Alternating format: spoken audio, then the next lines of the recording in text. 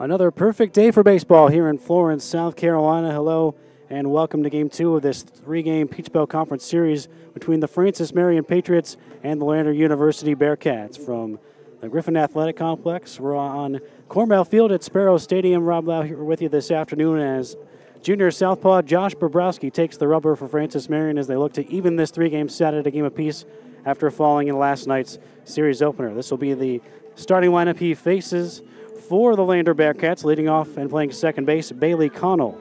At shortstop and batting second, Vincent Adona. The DH will bat third, Mike Fitzgin. Cleaning up and playing first base, Nathan Schreckengost. The third baseman bats fifth, Colton Yeager. In left field and batting sixth, Rory Glanton. Catching and batting seventh, Zach Moore. Right fielder Carson Jones swings eighth, and batting ninth is the center fielder Josh Gregory, with the right-hander on the mound, Davis Cunningham, for Lander. Again, that's Connell, Adona, Fitzgin, Schreckengost, Yeager, Glanton, Moore, Jones, and Gregory, with Cunningham on the hill. For FMU, at 18-10 this season, 9-7 in Peach Belt Conference play, entering the day 6th in the conference standings. Lander 10-18, 6-7 in PBC play. They are 8th in the standings. FMU with southpaw Josh Bobrowski on the bump today, the junior from Lutz, Florida. He is a transfer in his first season at FMU. Spent his first two seasons at South Florida State in the junior college ranks. So far in the season for the Patriots, he is 3-3. Had been the Sunday starter for FMU this season. Moved up a day in the rotation.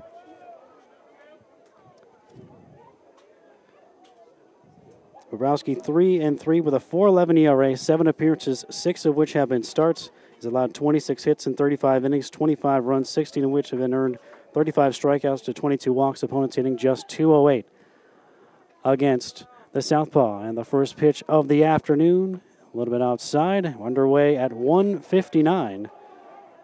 As I mentioned, a perfect afternoon for baseball. Mid-60s. Hardly a cloud in the sky, if any at all, and not a whole lot of breeze to speak of either as Connell cuts and misses. Boys and Girls Club Day today, so lots of young Patriot fans in attendance, and some of them still filing in to the Griffin Athletic Complex. Pitch catches the inside corner as Bobrowski gets ahead 1-2. Today's umpires, it's Mike Stone behind the plate, T.R. Sloan out manning the bases. The two gentlemen be working the entirety of this three-game PBC set and have flip-flopped from their positions in last night's opener. Bobrowski deals. Missed upstairs. Defensively behind the junior southpaw, Will Hardy in left, Gage Taylor in center, Cole Hinnant in right. On the infield, one change from last night's lineup. Tanner Wakefield, the redshirt freshman, comes in to play third base. Double play combination remains C.J. Mackinson at short, Grayson Cunningham at second, Nick Pappas at first, and Alex Griffith behind the plate. And Connell goes too far with a check swing, and Bobrowski starts his afternoon with a swinging strikeout. He's fanned a batter per inning to this point in the season. 35 strikeouts in 35 innings through his first 7 FMU appearances. He's coming off of 7 1/3 innings of work at Young Harris last weekend.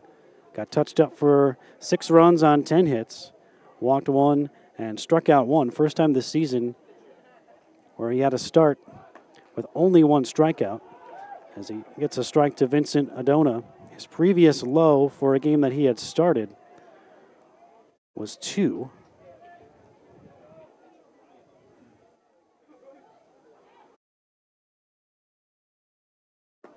Deals another strike to the lefty. Adona went 0 for 2 in the ballgame last night, but did walk 3 times and scored a run.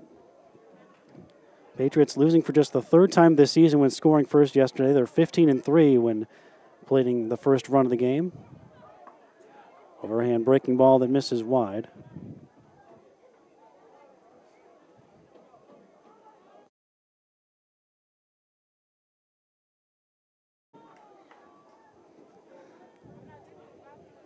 FMU 12-7 here at home this season. Looking to improve upon that mark. Another strikeout for Bobrowski as Adona climbs the ladder and can't catch up. Patriots had 11 strikeouts as a staff yesterday, using 6 different arms to make their way through the series opener. So they'll be looking for a little bit of length today from Bobrowski, with the bullpen somewhat taxed last night. Of course, there's still some back-end arms that Coach Art and Avenant did not use, namely the team leader in saves, Patrick Orlando, and also Christian Umflett, another guy who the Patriots have used in the middle to late innings, especially to protect leads. And Ethan Meese, one of the hardest throwing Patriots. The trio did not pitch yesterday and presumably available today, as Fitzgin, the designated hitter, digs in for the Bearcats and comes up empty with his first swing. Lander as a team hitting .248. They registered 9 hits in the ball game yesterday. The Patriots, for their part, had 5, including a pair of triples. Bobrowski deals, popped away, and foul. So Bobrowski a strike away from opening up his afternoon by striking out the side. He's already gotten Connell and Adona swinging.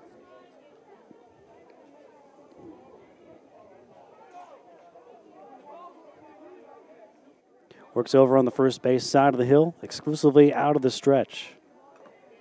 Just got a piece of it, did Fitzgin, as it popped in and out of the mitt of the senior backstop, Alex Griffith.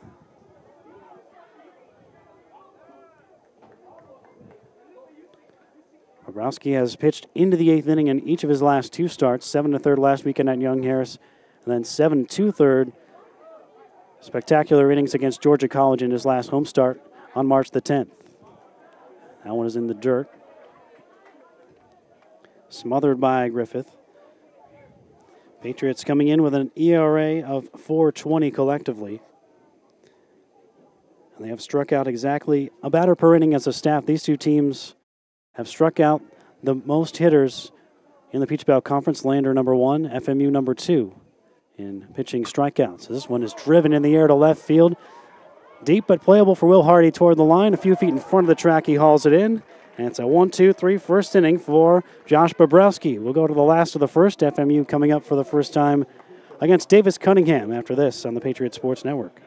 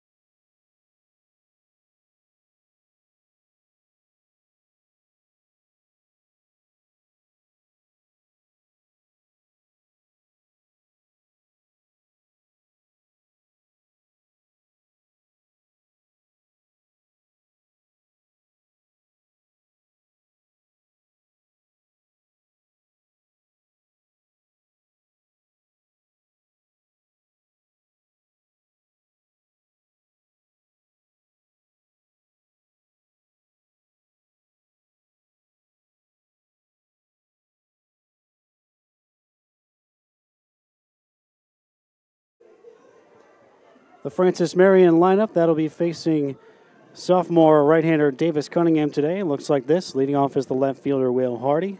In right field and batting second, Cole Hinnant. Gage Taylor will swing third and play center field. Cleaning up and playing first base, Nick Pappas. The DH, Lenny Gonzalez, hits fifth. Catching and batting sixth, Alex Griffith. Shortstop, C.J. Mackinson in the 7th spot. Second baseman, Grayson Cunningham, will hit 8th. And batting ninth is third baseman, Tanner Wakefield. Davis Cunningham, 6'8", from Clinton, South Carolina, a transfer from Erskine College. So far, 7 appearances, all of them starts for the Bearcats this season. He is 3-3 with a 3.19 ERA. He has fanned 42 and 36 2/3 innings, allowed just 31 hits, 17 runs, 13 of them earned, 17 walks. Opponents hitting .220 against Cunningham. He has struck out no fewer than 4 in any of his starts this season. Yesterday, Alex Moore, the starter for Lander, struck out 11. A total of 13 strikeouts for the Bearcats staff in last night's series opener.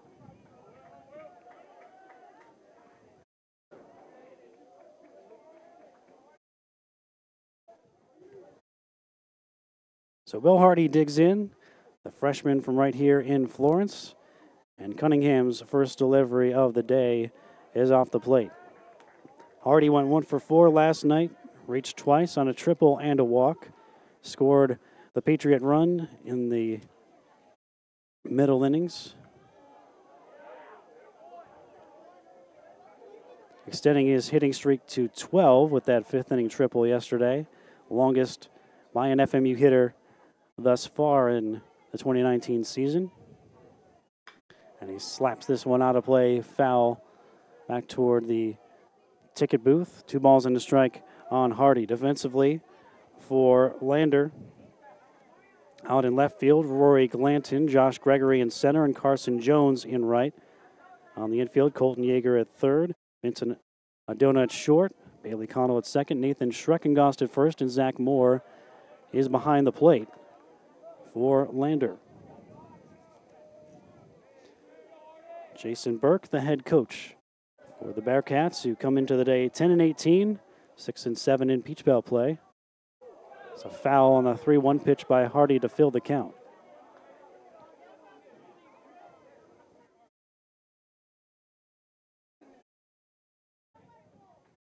Hardy 6th in the Peach Belt with a .376 average at the start of today's action. Payoff from Cunningham. Popped up down the left field line. Coming over is Glanton. Runs out of room. Ends up into the Lander bullpen.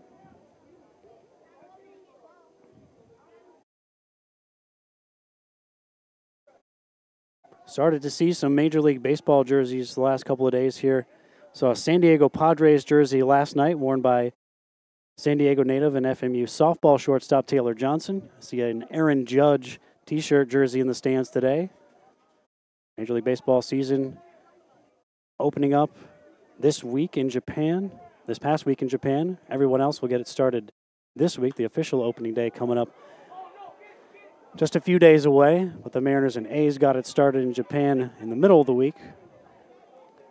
With probably the best player to ever come over to the United States from Japan, Ichiro Suzuki, playing his final games. He started in major leagues with the Mariners and retired as a Mariner back in his home country during the week. Special moment for him and the Mariners organization. Hardy fouls it back to keep the count full. Cole Hinnant, Gage Taylor to follow here on the Patriot first after Josh Bobrowski set down the Bearcats in order in the top of the first.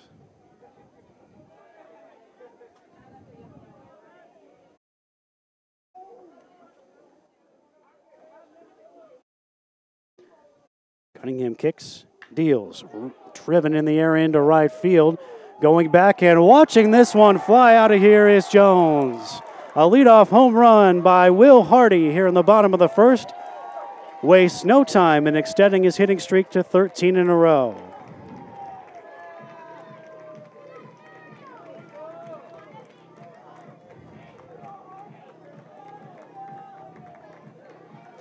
We talked with Patriot coach Arden Abbott yesterday about moving Hardy up to the leadoff spot in the lineup a little more than a week ago.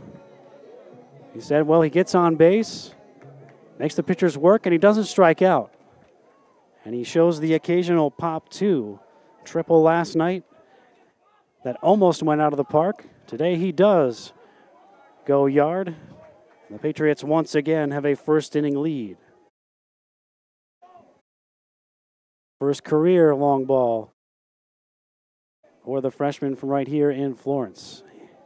And it almost hit by the breaking ball. Looked like he was leaning in, hoping it was going to hit him, but it broke too much back toward the plate, but did miss for a ball. 1-1 to Hinnant. He drives one in the air into left field, and this one is not coming back. Back-to-back jacks for the Patriots in the bottom of the first. Hardy and now Hinnant, as Cole touches them all for the 4th time in his senior season.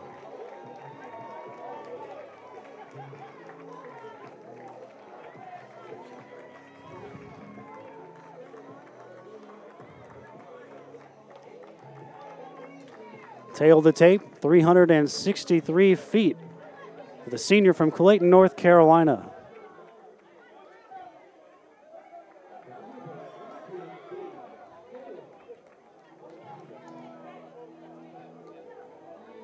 And if I'm not mistaken, I believe that's the first time this season the Patriots have hit back-to-back home runs.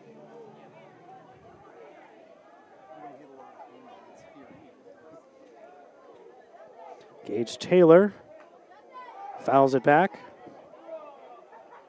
So once again, the Patriots strike in the bottom of the first. Yesterday it was an extra base hit by Taylor that got it started, a two-out triple in the bottom of the first inning. Pappas drove him in with a single. Unfortunately, that lead was short-lived for FMU last night. Taylor takes a breaking ball for a strike. 15-3 when scoring first.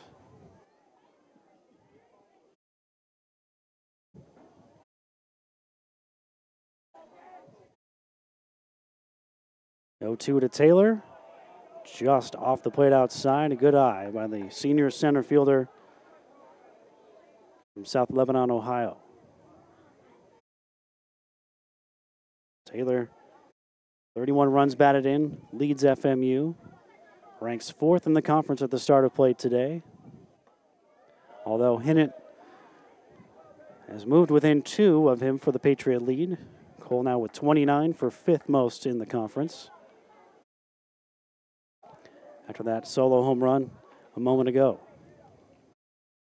Taylor strikes out.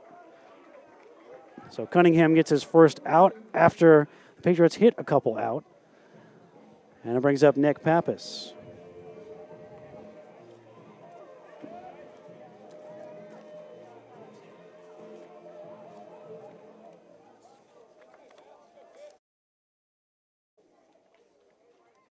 Pappas hitting .314. Drove in his 24th run of the season with that first inning single last night to give Francis Marion the early lead. In it now with that 4th home run is tied with Alex Griffith for the team lead in long balls. As Pappas takes one upstairs, Gonzalez is on deck. Pappas reaching twice last night, RBI single and a walk, 1 for 3 officially.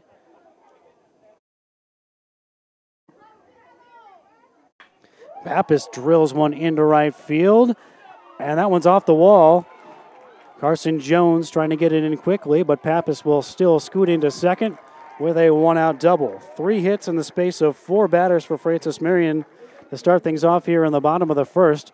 All of them absolutely belted for extra base hits, and that one was almost the 3rd home run of the inning for FMU. It did not miss by much as it banged off of the wall.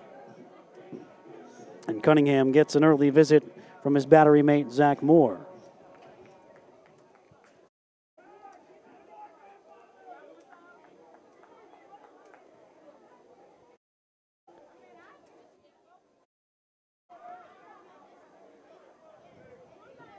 So the Boys and Girls Club group that has shown up has been treated to a great start by FMU, both defensively and offensively, here in the opening inning. And a perfect day for it as well, weather-wise, as Gonzalez looked like he might have tried to hold back on his swing, but he fouled it back anyway for a strike. Comes in hitting .304, 3 homers, 22 runs batted in. Again, Nick Pappas both in the top 10 in the conference in on-base percentage. Gonzalez at .471 is 8th. Pappas right behind him in 9th at .468.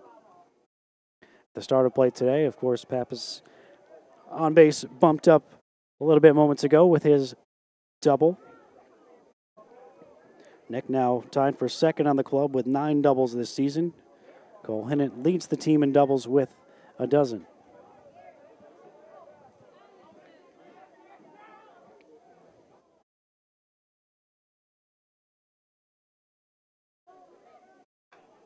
Another foul off the bat of Gonzalez.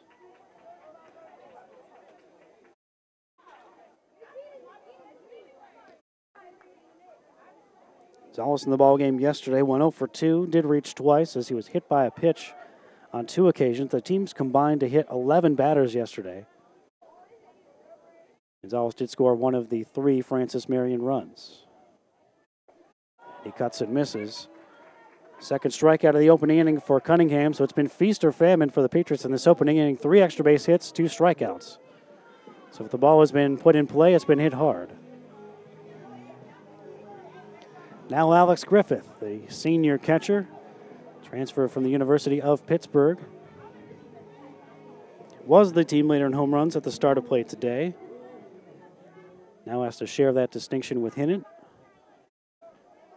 25 runs batted in to go with the 4 homers, where Griffith tied for 9th in the Peach Belt. 2-out RBI chance here with Pappas in scoring position.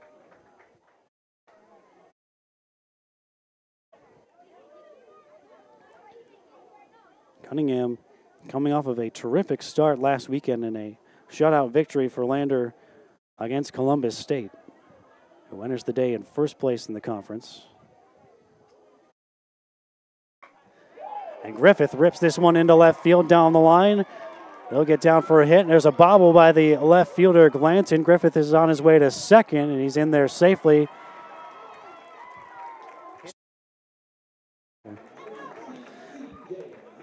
Pappas scores. It's 3-0. It's a single and an error by Glanton.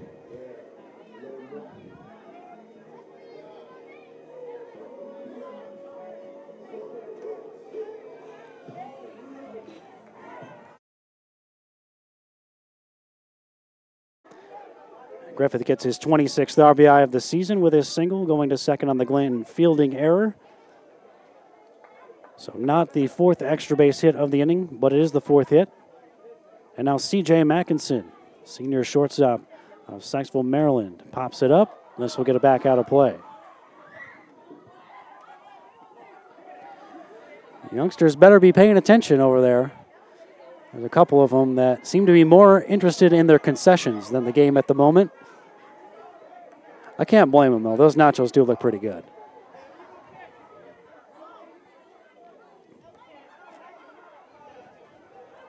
Strike 1 pitch, another foul. Saved by the screen. Nicky Winterstein was trying to catch the redirection, and he was interfered with by Grayson Cottingham, the on-deck hitter. Grayson, get out of the way. Nicky giving him the stink eye right now. At least I assume so. He's wearing sunglasses, so I have to assume that's what he's giving him. Mackinson takes wide. He was giving him a look like, what are you doing, man? This is my time to shine. Mackinson enters the day hitting .265. Got a runner in scoring position in the form of Griffith. And watches this one bounce in the dirt, blocked by the backstop Moore.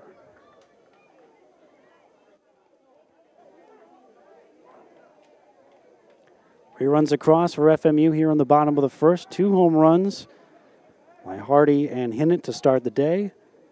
And the RBI single by Griffith to plate Pappas. And now the count goes full on Mackinson after falling behind in the count 0-2.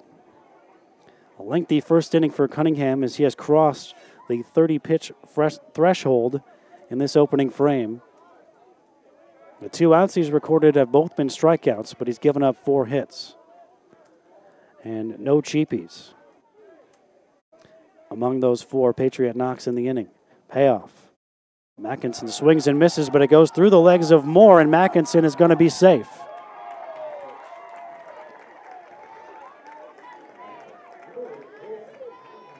Well, it's the 3rd strikeout of the inning for Cunningham, but it continues as the wild pitch got past Moore. Over to third goes Griffith. And FMU's got runners in the corners with 2 outs for Grayson Cunningham. Cunningham drove in one of the FMU runs last night, his 13th RBI of the season. He comes in hitting .213.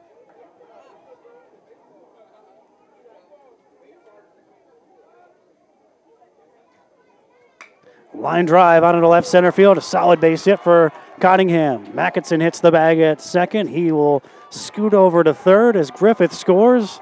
Second straight day with an RBI single in this series for Cottingham. 4-0 FMU.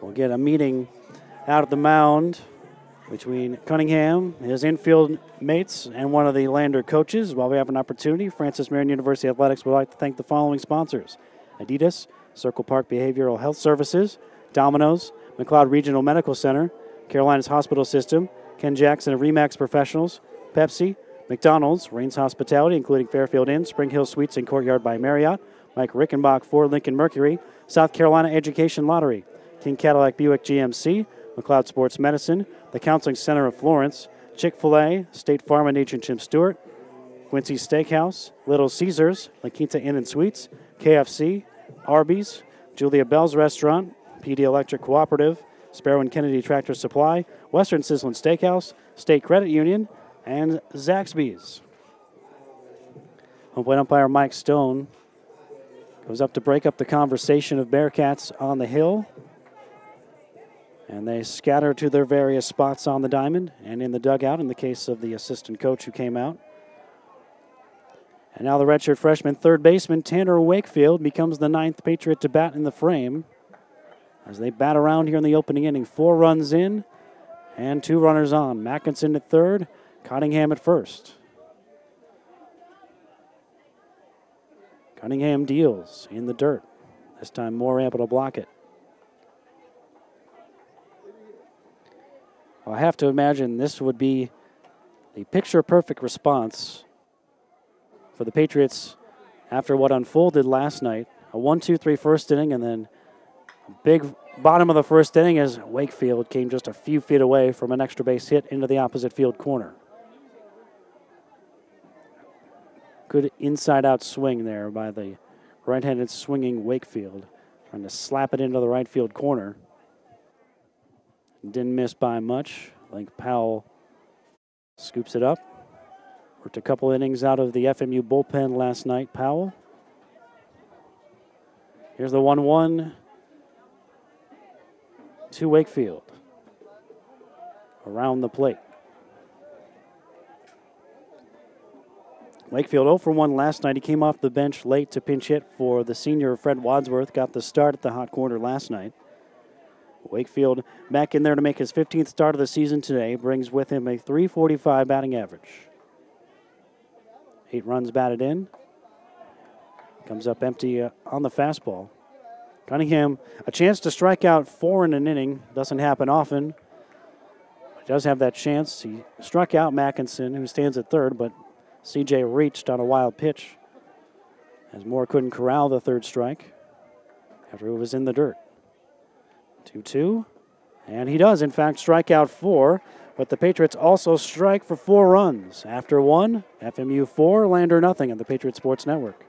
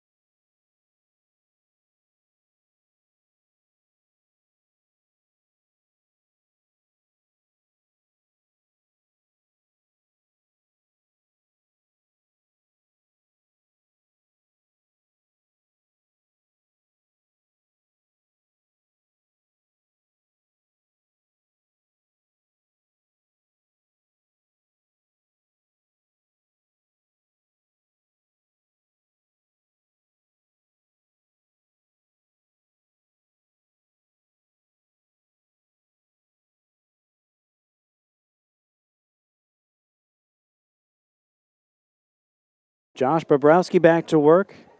Staked to a 4-run lead.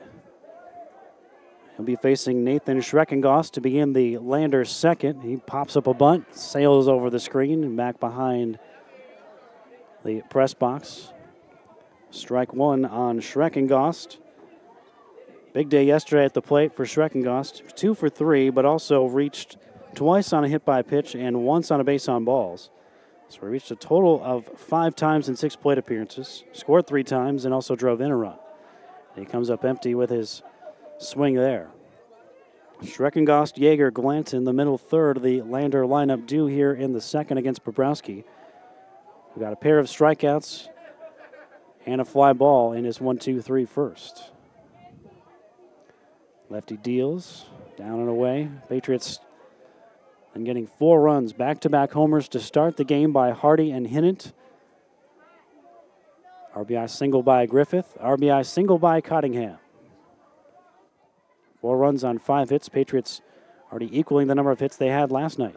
Swing and a miss. Down goes Schreckengoss. 3 strikeouts in the space of 4 batters, all swinging to start things off for Bobrowski, who at times this season has looked every bit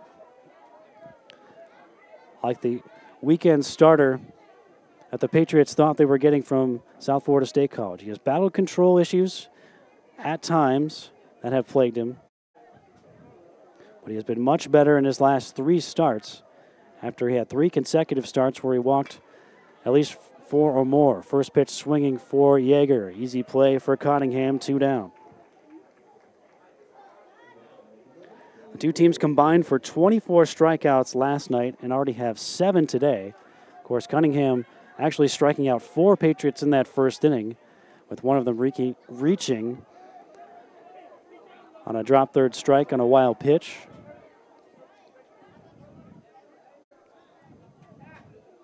Again, shout out to FMU's Associate Athletic Director for Communications Services, Michael Hawkins, for feeding me many of the stats that you will hear today. He gets the lion's share of the credit. I just get to sound smart. Rory Glanton at the plate. 1 for 3 last night, walked a couple of times and scored 3 runs. Similar spot, but apparently out of the zone, 1-1. Lander last night with the victory was their first win away from Greenwood this season. They had been 0-4 on the road and 0-3 in neutral site games. They're able to get that monkey off of their back in the series opener last night. Patriots trying to bounce right back today to even up the series and make tomorrow's finale a rubber match to find out who will take home the series victory between these two South Carolina rivals. Cut and a miss. Bobrowski seems to have some good jump on his fastball today, as a lot of Lander batters have been late on it so far. Strike away from another 1-2-3 inning for the southpaw from the Sunshine State. Deals, strikeout. 3 up, 3 down again for Bobrowski. 4 Ks through 2 innings for the lefty. And the Patriots will look to add to their 4-0 lead as they come to the plate with the top of the order once again at the bottom of the second on the Patriot Sports Network.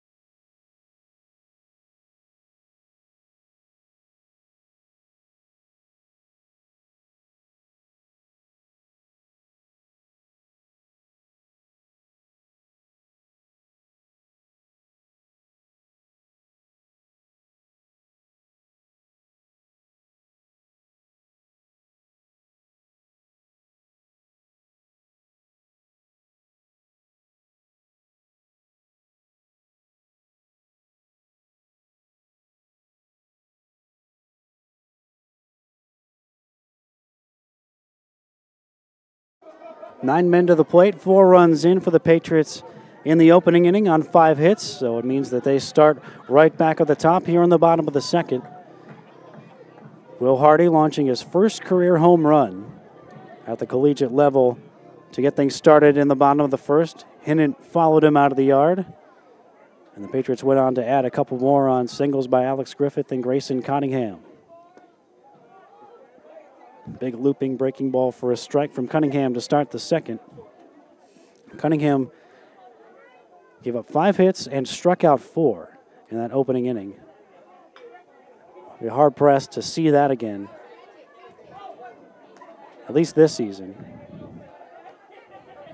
The beauty of baseball, you see something you haven't seen just about every time you go to the ballpark. 0-2 to Hardy is outside.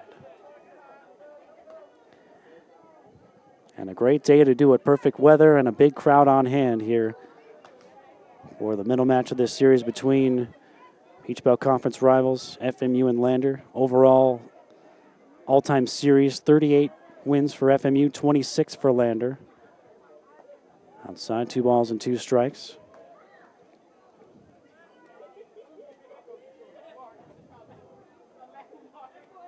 Cunningham works over on the first base edge. His right foot is just on the rubber. His left foot is off to the side and slightly in front as Hardy climbs the ladder and comes up empty. So now 5 strikeouts for Cunningham. Mentioned off the top, he's one of the top strikeout pitchers in the conference, having fanned 42 coming into play today. Has him inside of the Peach Belt's top 10. Alex Moore, last night's starter, rung up 11 to get to 56 strikeouts as Cole Hinnant takes a call strike. Cole tied for the team lead now with 4 long balls. After his first inning blast, he drills this one into center field, racing over to right center. Now slowing down to make the catch 5 to 10 feet in front of the track is Gregory. So another well-hit ball by FMU, but this time it's a well-struck out as Gage Taylor digs in with the bases clean and 2 away.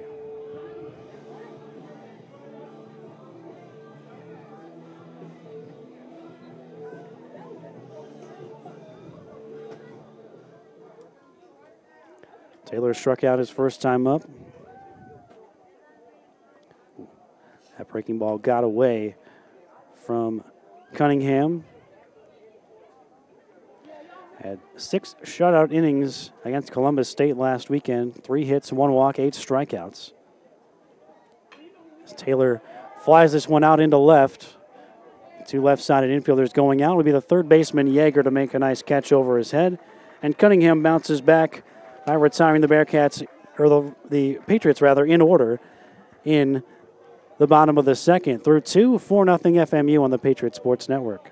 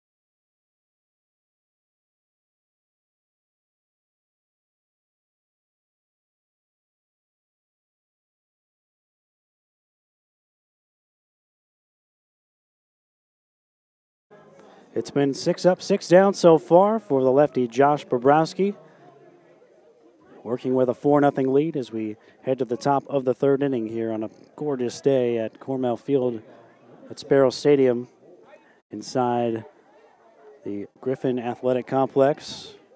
Great crowd on hand. for Boys and Girls Club Day. Zach Moore, Carson Jones, Josh Gregory to face Bobrowski here in the third. Misses with his first offering.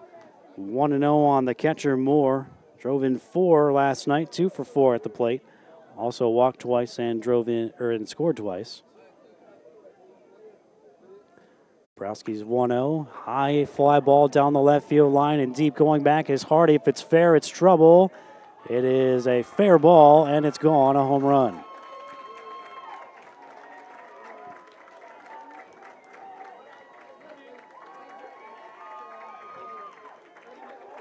So Zach Moore with a leadoff home run. Lander entered the weekend having launched 27 home runs. Did not hit one last night. That was up near the top of the conference. They were tied for second entering the weekend in home runs, and that is the first of the year for Moore. It's now 4-1. That ends the row of the string of 6 in a row retired by Bobrowski to start his afternoon as Lander gets on the board. Carson Jones to the plate, 1 for 2 in the ball game last night. Cuts and misses. And quickly, Bobrowski ahead on the count, 0-2 on Jones.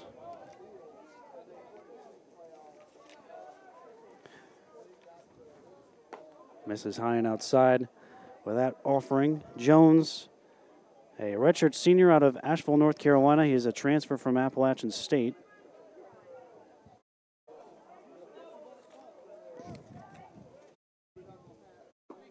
And he swings and misses. So Bobrowski bounces back quickly by striking out Carson Jones swinging. It's strikeout number 5 of the early going for Bobrowski. 1 away in the third.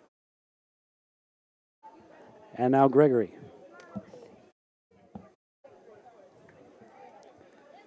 The 9th place batter, Gregory, 0 for 3 in the ball game yesterday. Didn't draw a walk, scored a run, and had an RBI.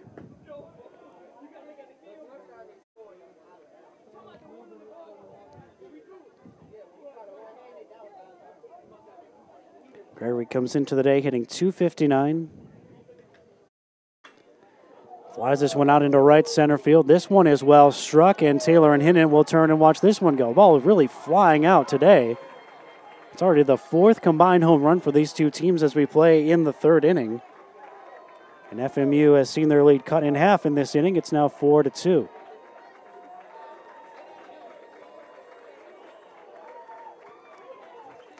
The Patriots had been very stingy in allowing home runs.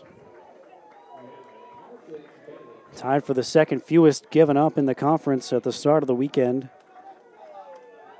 with just 10. But that blasted an estimated 412 feet, makes it FMU 4, Lander 2. It's now back to the top of the order. Up and away on Connell. He struck out back in the opening inning. Hitting .280. He has played every game for Lander. Only 3 Bearcats have played in every game, and only 1 has started every game.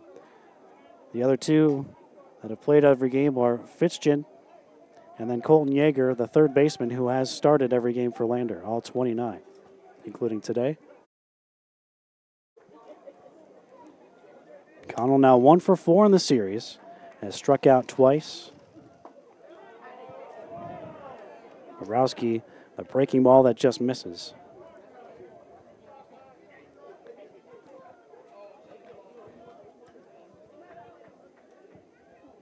First time through the order, 5 strikeouts for Bobrowski. The only 2 hits, home runs in this inning. There's a swing and a miss from Bailey Connell,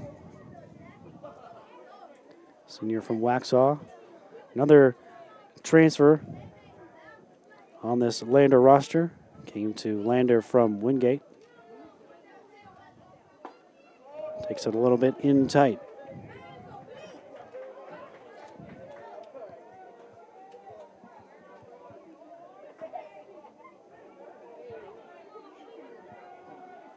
Payoff pitch from Bobrowski. We'll do it again. It's fought back to the backstop by Connell.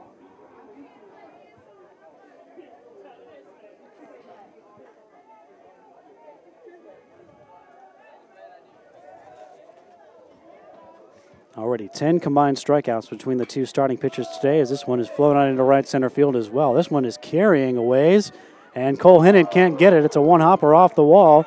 On his way to third is Connell, and he will make it standing up with a triple. And Hinnant is down at the base of the wall, slowly getting back up to his feet.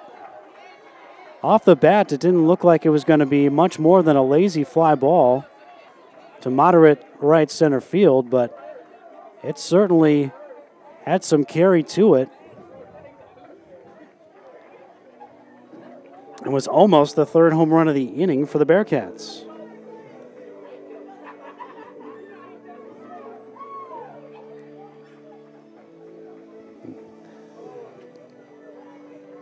We have not seen the ball fly like this at this stadium yet this season.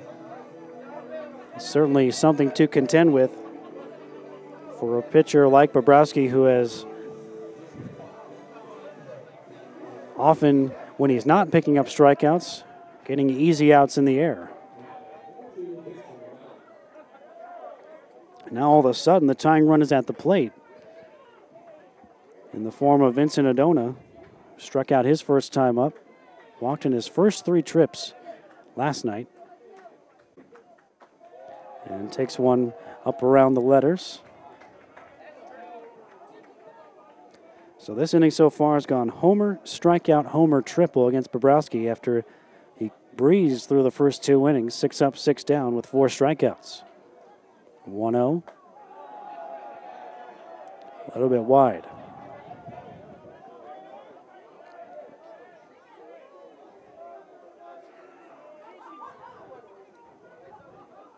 Lefty on lefty between Bobrowski and the shortstop Adona. Splits the plate. Adona hitting 186 on the year. On base percentage at 296. Helped out quite a bit by his 3 walks yesterday. Swings and misses.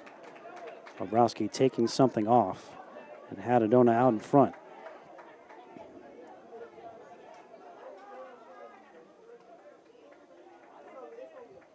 Doesn't seem overly breezy, but what wind there is certainly helping the ball carry, especially to right and right center. Another swing and a miss from Adona as Bobrowski feigns him for the second time, second out of the inning. 6th K already for the junior lefty. His season high was 9 strikeouts. He fanned 9 Augusta Jaguars back on February 10th. As the Patriots completed a sweep at Augusta to begin conference play 3-0. Upstairs on Fitzgen.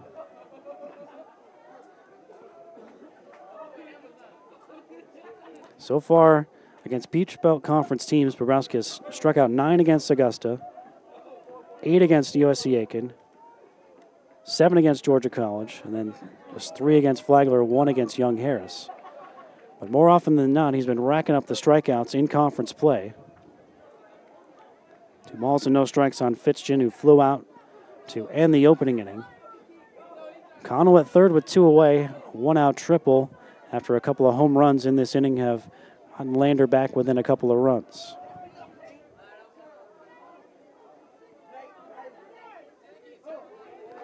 Swing and a miss. And that's going to get the runner in from third as it got away from Alex Griffith. A pitch in the dirt from Bobrowski, and now Lander is within a run. A pass ball for Griffith.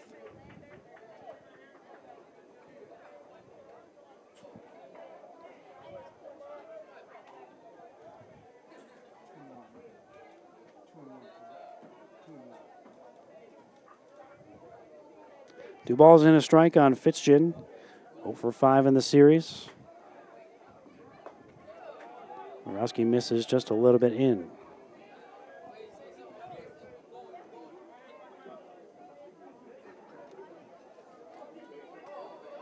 3-2 for Bobrowski in his 5 starts against PBC foes.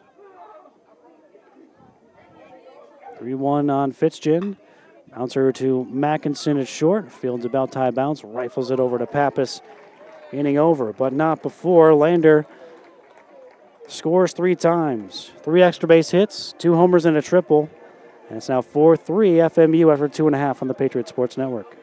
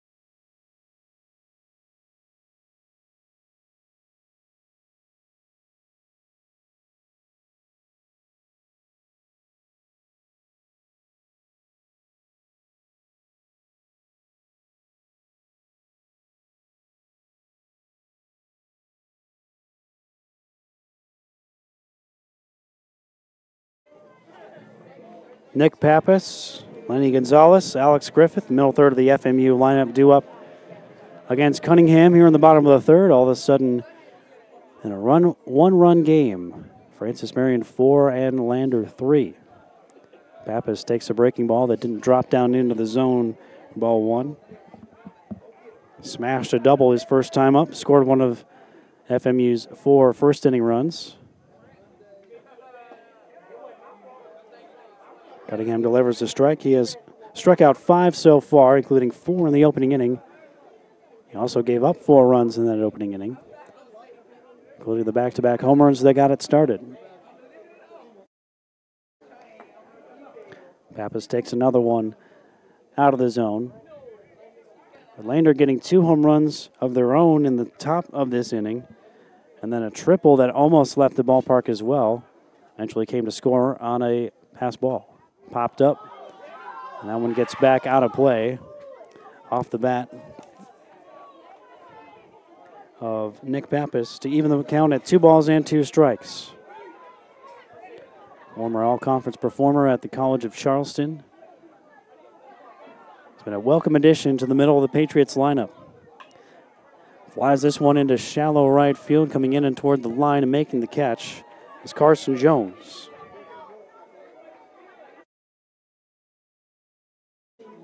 It's 5 in a row now retired by Cunningham after he allowed hits to 5 of the first 8 he faced. Now Gonzalez 0 for 1 with a strikeout, his first at bat today, looking for his first hit of the series. Was hit by a pitch twice last night. Skies this one into right. Again, Carson Jones called upon and makes the catch. That one a little bit more interesting. I think maybe the wind had something to do with that, maybe the sun as well. It was a little adventurous, but he made the catch. A couple of flyouts. The first 2 Patriots are gone here in the bottom of the third, and now Alex Griffith, who's 1 for 1 with an RBI single.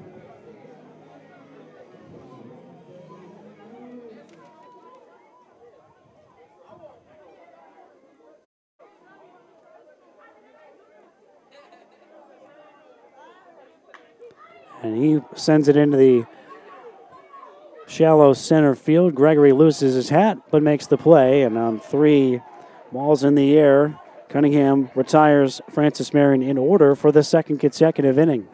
FMU 4, Lander 3 after 3 on the Patriot Sports Network.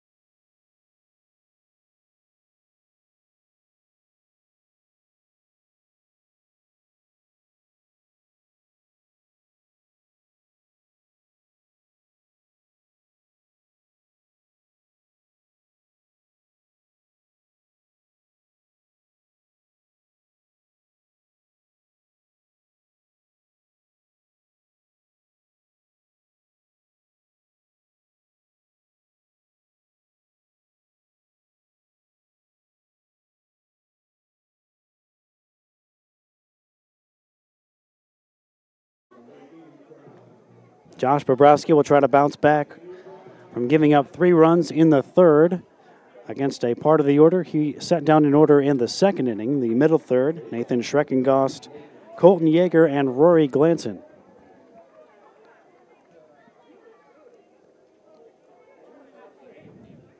At the start of play today, these two teams in 6th and 8th place in the conference standings. FMU 9 and 7 in 6th, Lander 6 and 7 in 8th.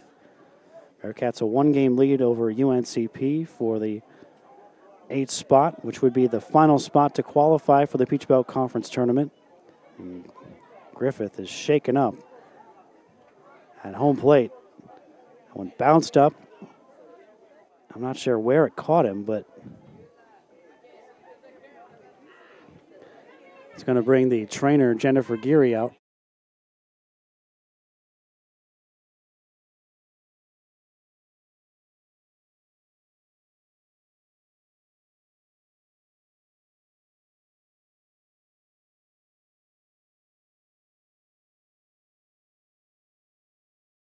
So Griffith having a conversation with the Patriots trainer and Coach Arden Abinet.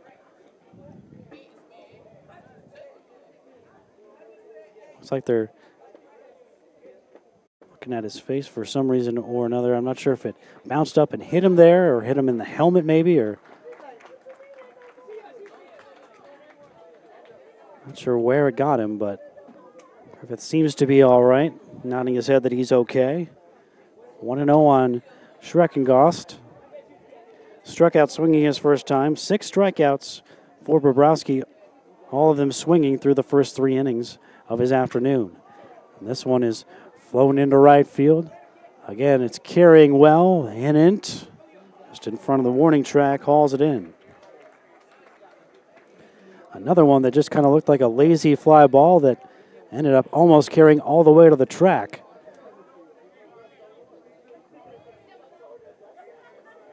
But it's out number 1 for Josh Bobrowski here on the top of the 4th. And Colton Yeager, the third sacker, digs in. 0 for 1. He bounced to Cottingham his first time up. And Bobrowski fires in a strike. Elsewhere in the conference today, Flagler and Young Harris with a doubleheader. Saints lead the Mountain Lions 3-2 in the bottom of the third. This one dumped down into shallow right, base hit to the opposite field for Yeager. And the only Bearcat to have started every game this season is aboard with a 1-out hit. In fact, that is the first hit for Lander that was not for extra bases. The first 3 were 2 homers and a triple. So a 1-out base runner for the Bearcats here on the top of the 4th. Brings up the left fielder, Rory Glanton. The start of play yesterday, USC Aiken and Columbus State, first and second in the conference. Columbus State won last night. USC Aiken now leading 2-0 in today's game in the top of the third. North Georgia and Augusta, game 2 of their series today. North Georgia with a 3-0 lead in the bottom of the third. They came back and won that game 3-2 last night with 2 runs in the bottom of the ninth to walk off winners. 1-0 to Glanton. There's a strike from Bobrowski. Good firm fastball in the inner third. UNC Pembroke put up 20 runs on Georgia College last night. Georgia College is the team that has come out the hotter today, leading 5-0 in the second. And Georgia Southwestern, the one team not playing a Peach Belt Conference series this weekend, they trail Lenore Ryan 2-0 in the bottom of the fifth. Also a doubleheader for Lenore Ryan and Georgia Southwestern. They will also play 2 up in North Carolina, the Braves and the Bobcats. 2 balls into strike. The count on Glanton at the plate. 1 for 4 in the series. Scored 3 times in the game last night. Good firm fastball. Looked like Bobrowski might have reached back for something extra there as he got Glanton to climb the ladder. 2 balls and 2 strikes, the count.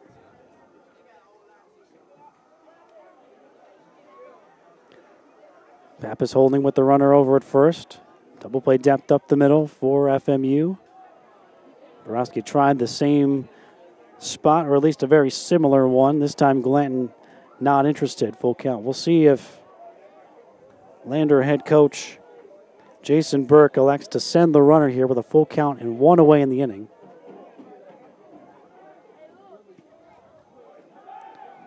Thinking along the same lines, the Patriots throw over.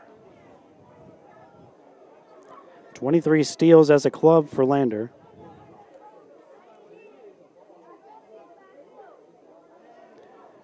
Yeager's 2 for 3.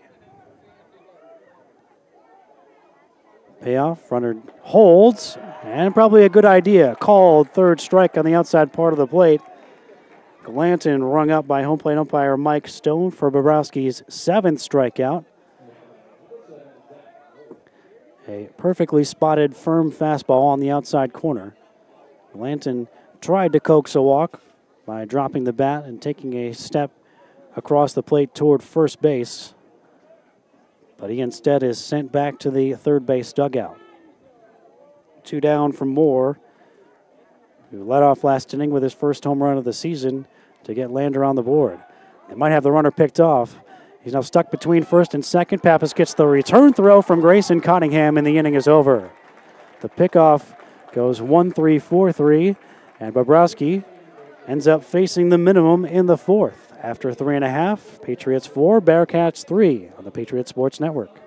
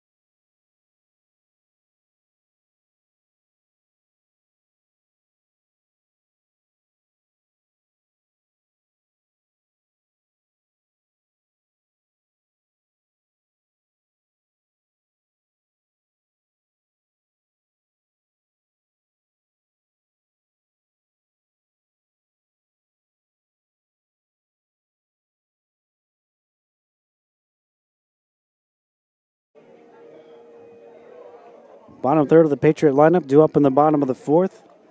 C.J. Mackinson to get it started. Struck out but reached his first time up as the third strike ended up being a wild pitch. Went all the way to the backstop. C.J. reached, eventually got to third but was left stranded there. Cunningham has settled in since allowing those 4 first-inning FMU runs. He's followed that up with back-to-back 1-2-3 innings. Has retired 7 in a row overall. Misses on Mackinson. 2 balls and a strike. Cunningham and Wakefield, 2 of the other members of the Patriot infield, waiting behind the senior shortstop here in the 4th inning.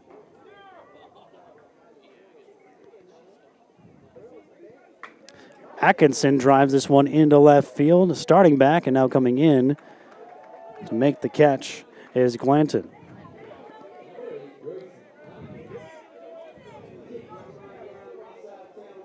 So Mackinson now 0 for 2 today.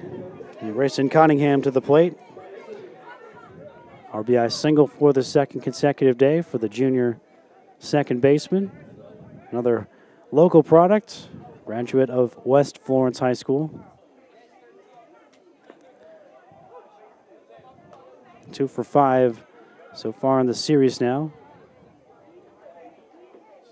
Spent last season at Florence Darlington Tech, so certainly familiar with this ballpark. Strike 1 pitch.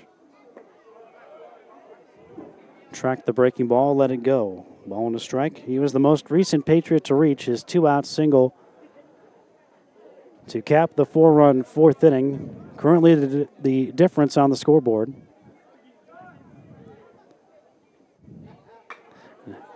He sends this one into left field, almost identical to the Mackinson play moments ago. Once again, Glanton is there.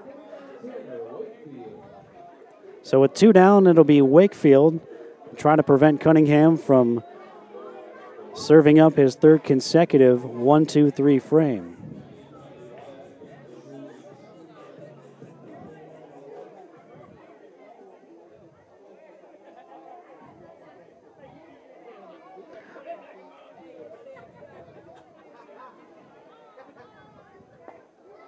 Breaking ball misses downstairs. Of the 11 outs that Cunningham has recorded, he's actually gotten 12, sort of. As one of the strikeouts ended up reaching, as I mentioned, with Mackinson. He has 5 strikeouts, and everything else has been an out in the air. No ground ball outs. Now, on a day like today where the ball is flying, could potentially be dangerous. He's already given up a couple of home runs and a double. 2-1 now on Wakefield. Wakefield, a redshirt freshman from Gainesville, Georgia.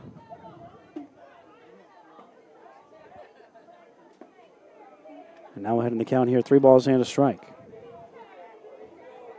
One thing we haven't had so far today, and this might be an announcer's jinx, we haven't had any walks yet. We had a lot of them yesterday. And hit batters. We had 11 combined hit batters yesterday as Wakefield is brought back in to the right-handed batter's box. The strike called by Mike Stone.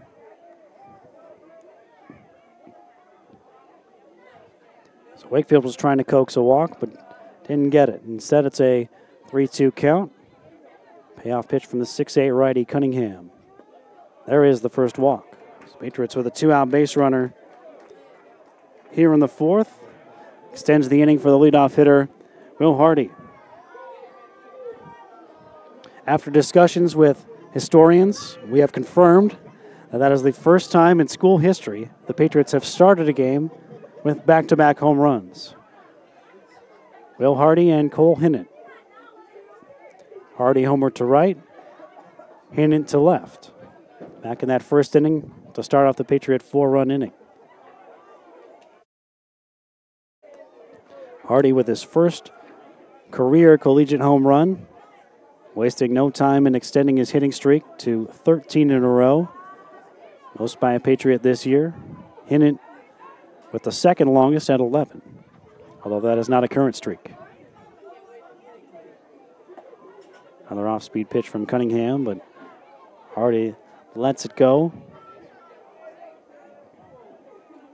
A home run and a strikeout for Hardy so far today. He is 2 for 6 in the series. Both of his hits for extra bases tripled and scored in the ball game last night, in addition to drawing a walk. He fouls this one back for strike 2. Patriots with 4 in the bottom of the first. Lander with all 3 of their runs in the top of the third. Otherwise, it has been predominantly 1, 2, 3 innings.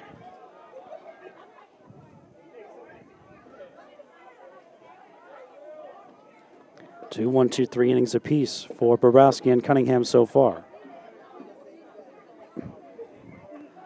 Runner goes, looped out into shallow center field. Gregory gets there. Hung up there just long enough for the center fielder to be able to track it down, and the Patriots will strand the 2-out walk to Wakefield in the 4th. They lead it by a run as we go to the 5th on the Patriot Sports Network.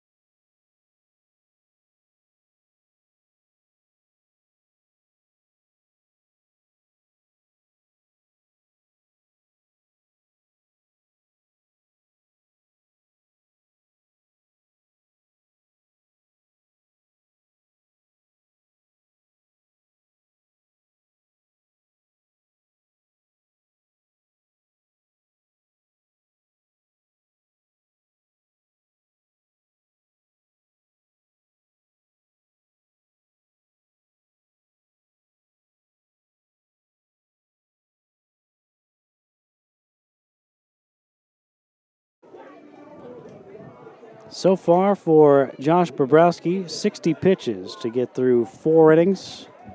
He's got a 4-3 lead. And he'll be facing the bottom third of the order. Zach Moore was at the plate when Colton Yeager was picked off to end the 4th. So he leads off the 5th for Lander.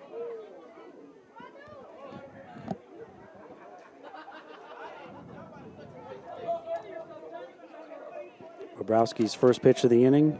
Breaking ball missed. Is a pretty good contingent of Bearcats fans among the Patriot fans and all the Boys and Girls Club youth that have come out for this Saturday afternoon game. 2-0 on Zach Moore. Started off the 3-run third with a solo home run. He and Gregory each going deep for Lander. Moore with his first and Gregory with his third. 2 of the 4 home runs hit today by the 2 teams, each of them with 2 long balls apiece, after neither team had a home run in the series opener last night. There weren't very many extra base hits in the ball game last night, lots of singles among the 14 hits that the 2 teams combined for. Bobrowski has now fallen behind 3-1 on Bohr, who is now 3 for 5 in the series and is Lander's leading run producer in the series with 5 batted in.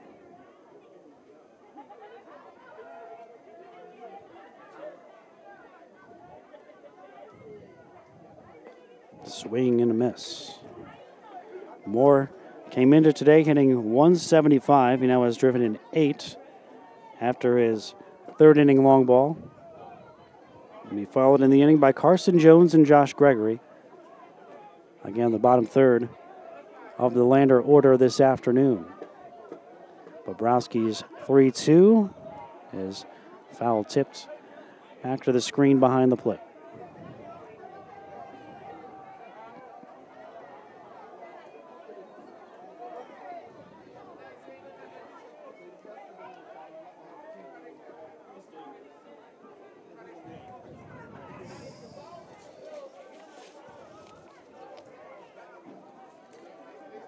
3-2 again. Just a little bit off the plate outside. That's the first walk issued by Josh Bobrowski. Leadoff man on for the Bearcats here in the top of the 5th. Brings up the right fielder, Carson Jones.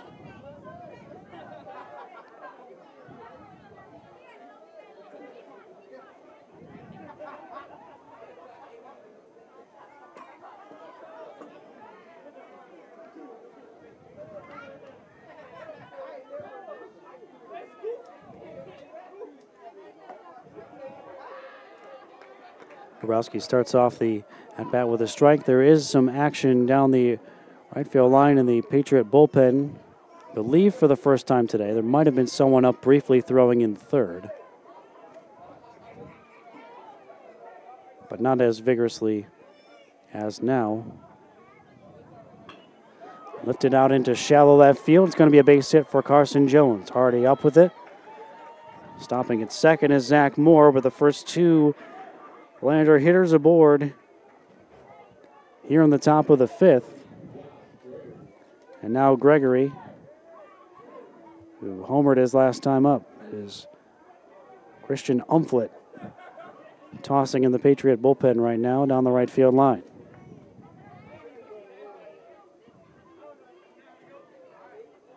Umflett has been a very key piece in that Patriot bullpen.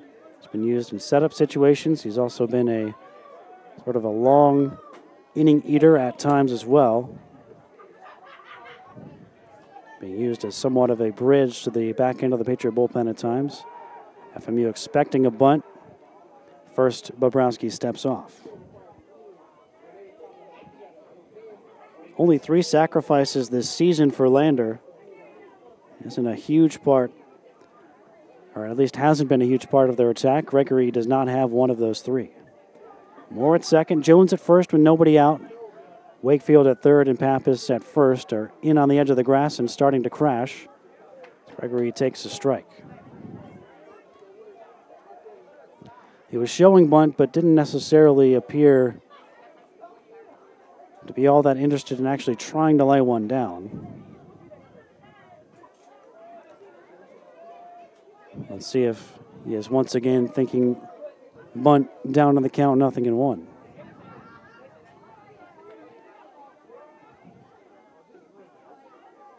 No sign of it. A little bit up from Bobrowski.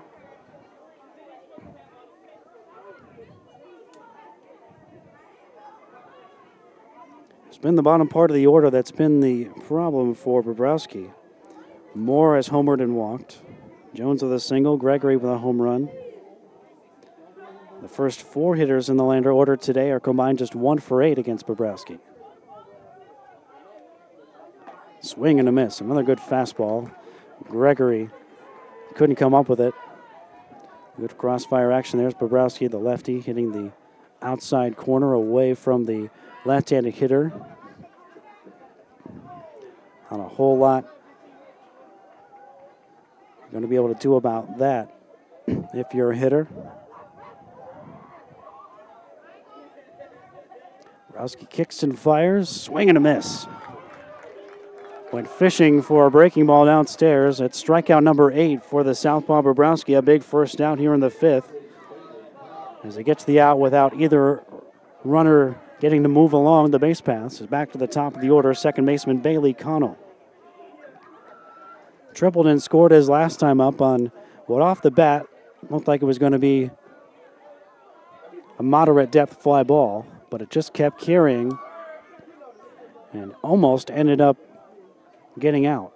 Ended up hitting off of the wall. He ended up on third and then scored later in the inning on a pass ball. It was the 3rd run of the Lander 3-run third. Rips this one down the left field line. Foul onto the berm that separates the Lander dugout and their bullpen. Strike 1 on Connell. 2 for 5 in this series. He has scored a couple of times. Drove in a run last night. He's also hit by a pitch twice.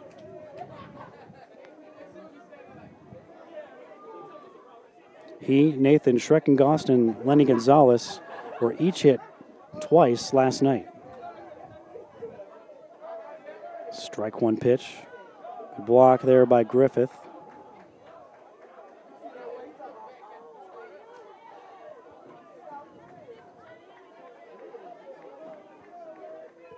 FMU has had just one base runner since scoring those four first inning runs. It was a Wakefield walk last inning. Lander has put at least one on in every inning since Borowski started by going 6 up, 6 down in the first 2 innings. Swing and a miss. Borowski has gotten a lot of swings and misses today from Lander hitters.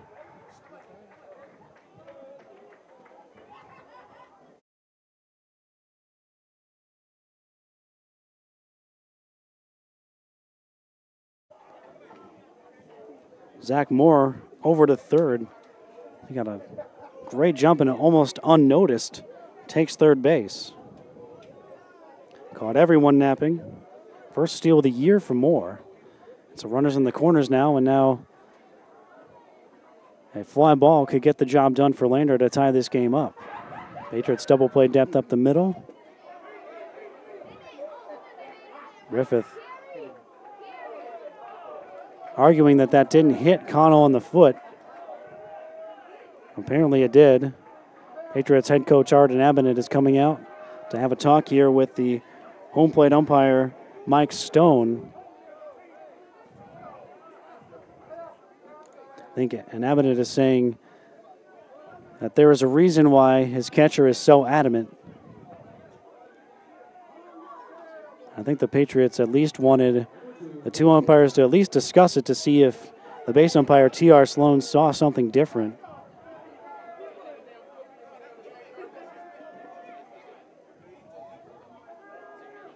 Apparently not. The Patriots won't get their wish. And now Lander's got the bases loaded with 1 out for Vincent Adana.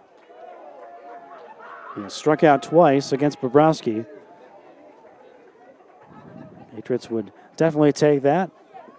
Or an inning-ending double play would be even better.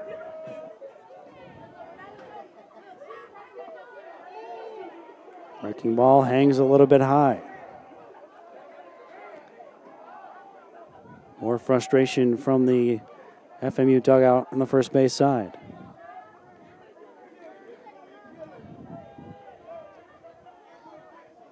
And from some of the Patriot faithful behind home plate. Swing and a miss. Zach Moore's at third. He started the inning with a walk. Carson Jones out at second. He singled. After Gregory struck out, Connell was hit on the foot or somewhere in the lower leg to load the bases. Bobrowski deals. Popped up. Shallow left. Hardy's got it. Moore's going to tag and try to score. Throw is up the line. A tie game as Vincent Adona didn't hit it very deep, but it was deep enough as Hardy's throw was a little bit offline. And so, after the Patriots got a 4-0 lead in the first, Lander has now tied it up with 3 in the third and now 1 across here in the fifth.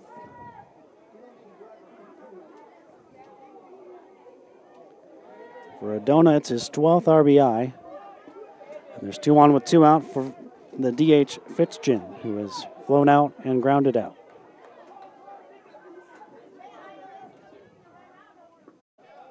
Called strike. Fitzgen still looking for his first hit of the series. Did reach a couple times last night. But is 0 for 6 at the plate.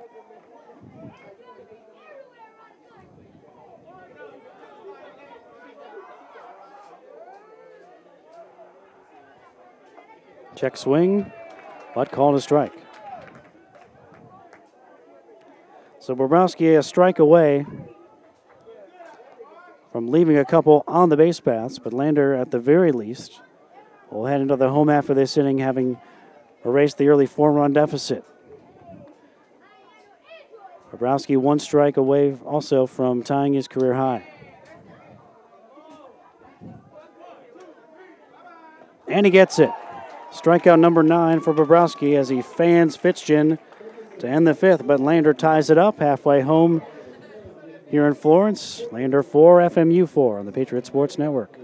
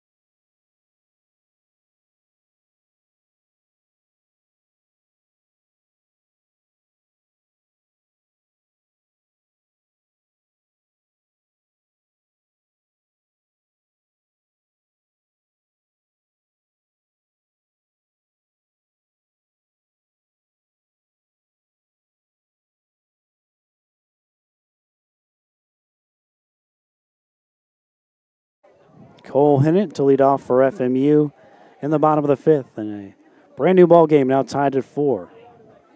Cunningham back to work for Lander, and he misses. Patriots got off to a terrific start with 4 runs on 5 hits in the opening inning, 2 homers, and RBI singles by Griffith and Cunningham, but haven't had much offensively since. Outside of that first inning, just a 2-out walk to Tanner Wakefield last inning. Otherwise, the Patriots have not put anyone else on the base paths since inning 1. And it chops it to the left side off the glove of the third baseman, Yeager, and into left field. An error for Yeager. Let's see if the Patriots can take advantage of that. Second error of the afternoon for Lander. And now Gage Taylor will dig in. Maybe that's just the break the Patriots needed to get things going again against Cunningham the way they were in the opening inning when they had some great swings against the 6'8 sophomore right-hander. Taylor has struck out and popped up. 0 for 2. And takes one that hits the inner third. Cunningham needed more than 30 pitches to get through the first inning alone, but the next one will be number 75 as he works here in the 5th, so he's become much more economical. Faced just one more than the minimum the last 3 innings. Taylor drives this one out into left center field, but it's going to hang up there for Glanson, the left fielder. Travels on over there to put it away for out number 1, and Hinnant has to stay put at first.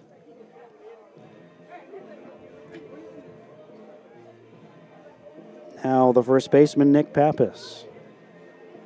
Doubled back in the first inning and came around to score one of those 4 Francis Marion runs.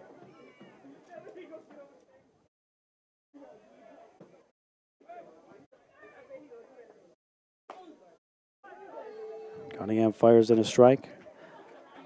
Patriot bullpen had Christian Umflett throwing in the top of the inning. He has at least stopped for now, but there's still several guys hanging out over there. See if Bobrowski will come out for another inning when we get to the 6th or if his afternoon is over. Pappas sends this one out into straightaway center. Relatively easy play for Gregory to put it away for out number 2. Yet another ball in the air.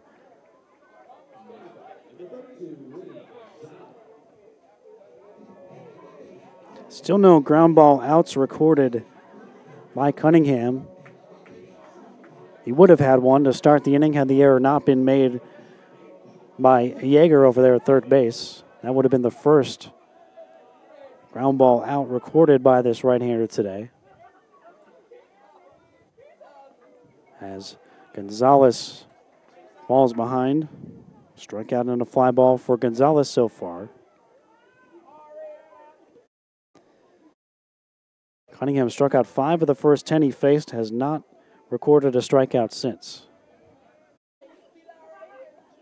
Bobrowski with 9 on the other side through 5 innings, time called. So these two teams are combining for 24 strikeouts last night, 14 so far today on a similar pace. Cunningham a long pause, and that causes Gonzalez to call for time.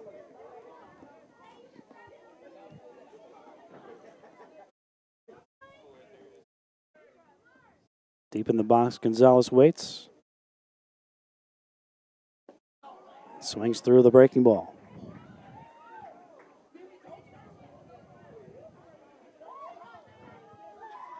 So strike 2 on Gonzalez.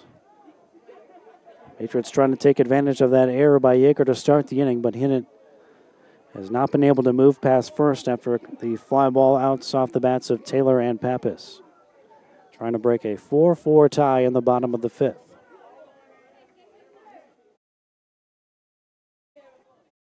Cunningham deals. Misses wide.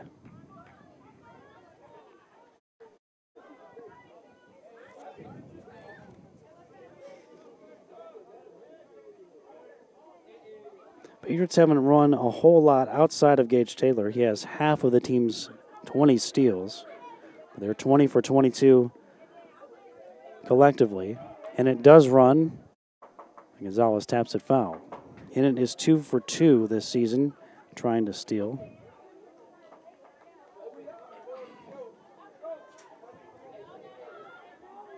C.J. Mackinson and Grayson Cunningham are the only Patriots to have 2 steals other than Hinnant and Taylor, who is a perfect 10 for 10 to lead the way for FMU in that department.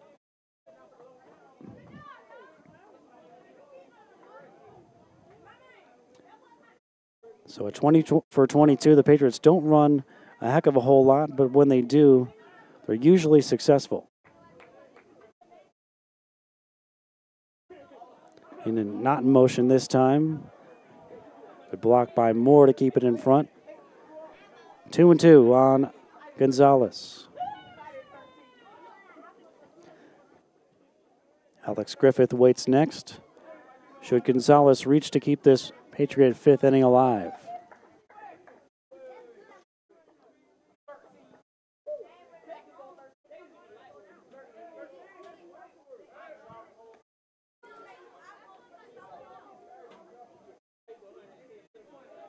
And it back in with ease there.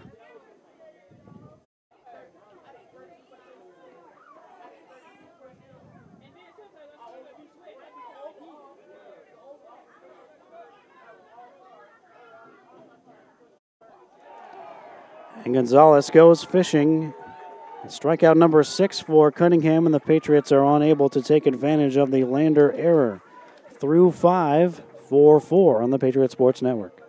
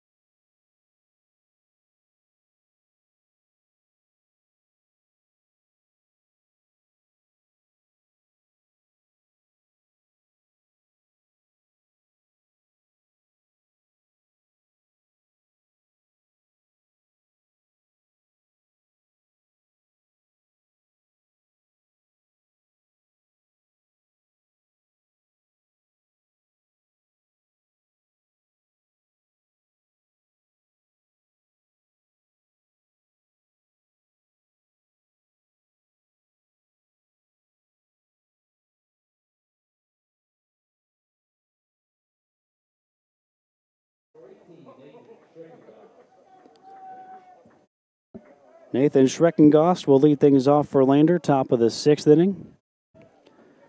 Josh Bobrowski, so far 83 pitches through 5 innings, has already tied his career high with 9 strikeouts. He has struck out Schreckengost once so far. Got him to fly out the other time, so the cleanup hitting first baseman is 0 for 2 for Lander today. And Bobrowski gets ahead of him. Lander tying it up with 3 in the 3rd and then 1 in the 5th after Francis Marion's 4-run opening inning. Last inning, a walk, a single, and hit batter. Loading the bases with 1 out, Vincent Adona hit a shallow fly to left field. Lander being aggressive, sent the runner more from 3rd anyway, and he was able to beat the Will Hardy throw. 2 balls and a strike. On Schreckengost. Elsewhere in Patriot Athletics today, a split for the Patriot tennis teams at Augusta. This one just hammered foul. 2 balls and 2 strikes. The men falling 5-2, women winning 5-2 against the Jaguars. Both teams will play at Georgia College tomorrow. 11 a.m. start. No softball this weekend, strangely enough. They played 4 midweek games, going 3-1 against the combination of Belmont Abbey and Barton, 2 Conference Carolinas foes. Bounced foul again by Schreckengost. They will be back in action Tuesday, returning to PBC action at USC Aiken for a doubleheader. And the golf team at the Furman Intercollegiate Tournament in Greenville. 19th place after their 2nd round today, 1 more round tomorrow. Swing and a miss. Schreckengost down on strikes for the 2nd time. New career high for Bobrowski as he has fanned his 10th. Patriot freshman on the golf side, Pierre DeCavalier yesterday, one of 9 players in the field to card an eagle. He had 4 more birdies in his round today, led FMU with 3 birdies yesterday to go with that eagle. Swinging a foul at the bat of Yeager. DeCavalier, one of several players from overseas on the golf team. He hails from Belgium. A couple Norwegians on the team. Also players from Canada and Scotland, in addition to a couple of South Carolinians. Strike 2 on Colton Yeager. Ground out in a single, 1 for 2 today for the Lander 3rd baseman Yeager, junior out of Jacksonville.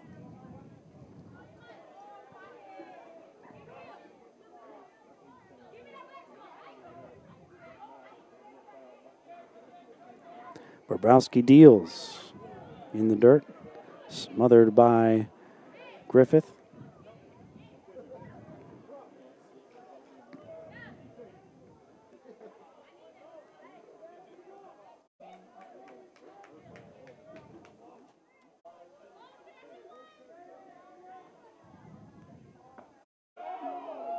Just a little bit in off the plate.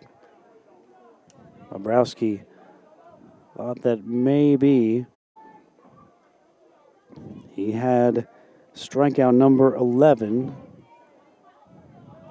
Not the case, according to the home plate umpire, Mike Stone. Instead, it's ball 2. There's strike 3. Yeager climbing the ladder and coming up empty. Strikeout number 11 for Josh Bobrowski. That ties Bobrowski with tomorrow's scheduled starter, Isaac Rogers, for the most strikeouts by a Patriot pitcher in and outing this season. Isaac struck out 11 Limestone Saints back on March 12th, while tossing FMU's first complete game in just over 2 seasons. And Bobrowski has a chance to strike out the side here in the 6th. With Rory Glanton at the plate, he's already struck him out twice.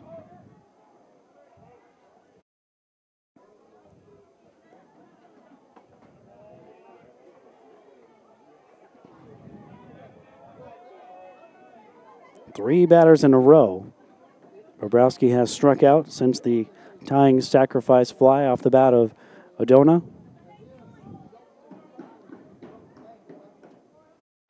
Fouled back. Finale of this series tomorrow afternoon at 1 o'clock. We'll have the broadcast for you, of course, here on the Patriots Sports Network. Isaac Rogers, the senior right-hander, as I mentioned, out of Rock Hill, slated to get the start. Swing and a miss. 2 balls, 2 strikes. Hey, Frank, the Fox has made an appearance.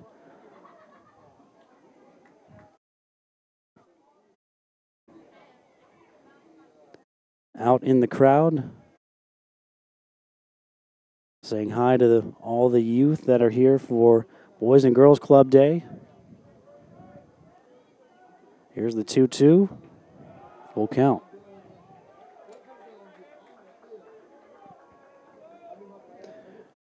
Clanton struck out swinging in the second and tried to coax a walk in the fourth, but was rung up looking.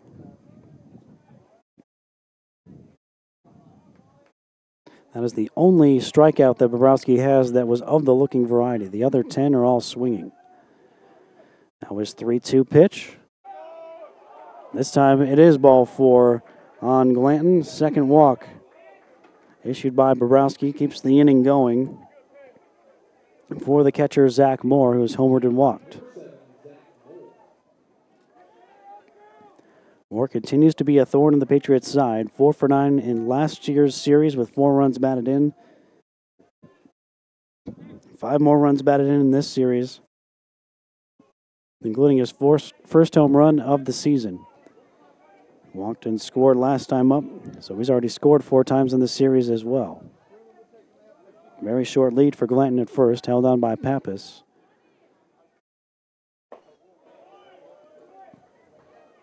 Apparently a little high.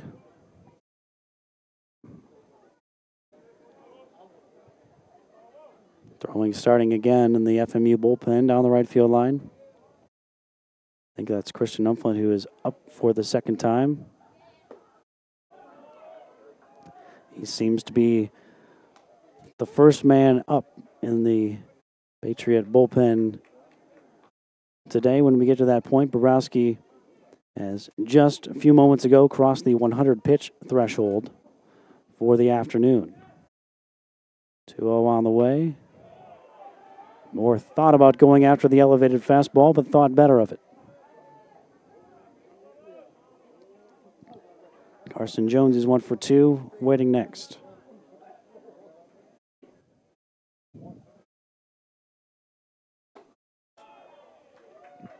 And a 4-pitch walk. So after back-to-back strikeouts to start the inning,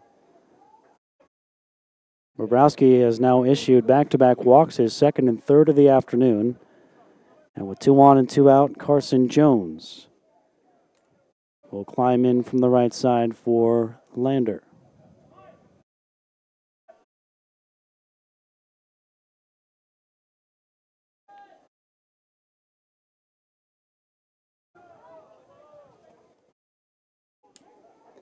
Struck out in the third, singled back in the fifth, Carson Jones today. And Bobrowski misses again.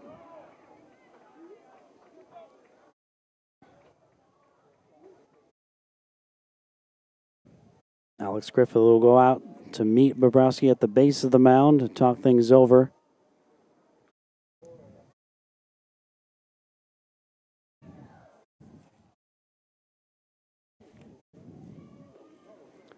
Patriots are looking down at the bullpen with Umflett warming up. Arden Abbott and assistant Evan Rayner were leaning out over the railing, looking down in that direction. Maybe looking for a signal to see if Umflett is ready. 1-0 on Jones at the plate. Lefty Josh Gregory waits next. Swing and a miss. Reach back for a good firm fastball.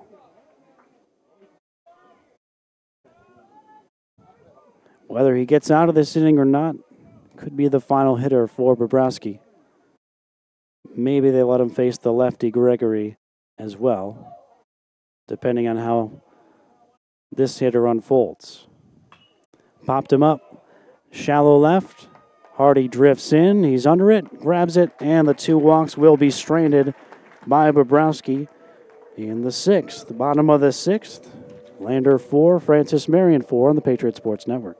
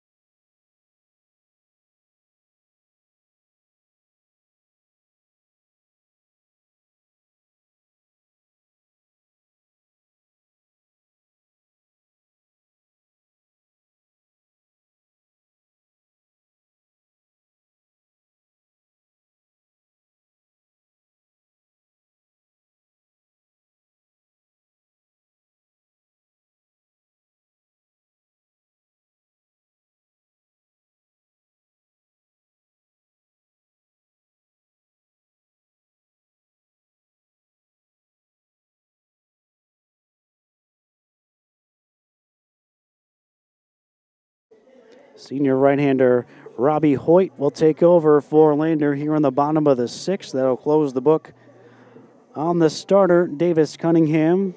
Cunningham gives up 4 runs, all of them earned on 5 hits, 1 walk, 6 strikeouts over 5 innings. He did not allow a hit after the first and only yielded 2 base runners. It was a 2-out walk to Wakefield in the 4th, and then an error that was made by his third baseman, Yeager, to allow Hinnant to reach to start last inning. But other than that, he kept the Patriots at bay after that 4-run opening inning. Hoyt, 5.82 ERA, 0-1 record in his first 10 appearances.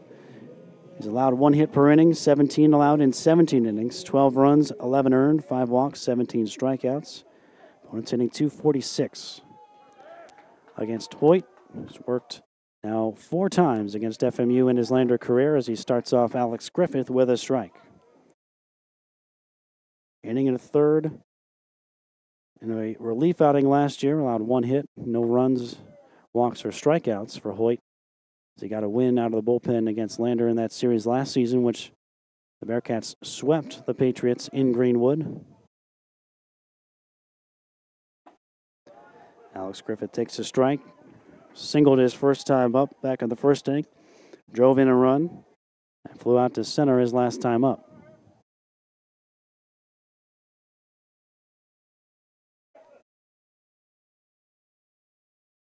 Pitch on the way. Griffith slaps it the other way, base hit. A multi-hit game for the Patriots senior backstop as Griffith knocks it the other way for a leadoff single here in the bottom of the 6th. Good piece of hitting there by Griffith, letting the ball travel and dumping it the other way.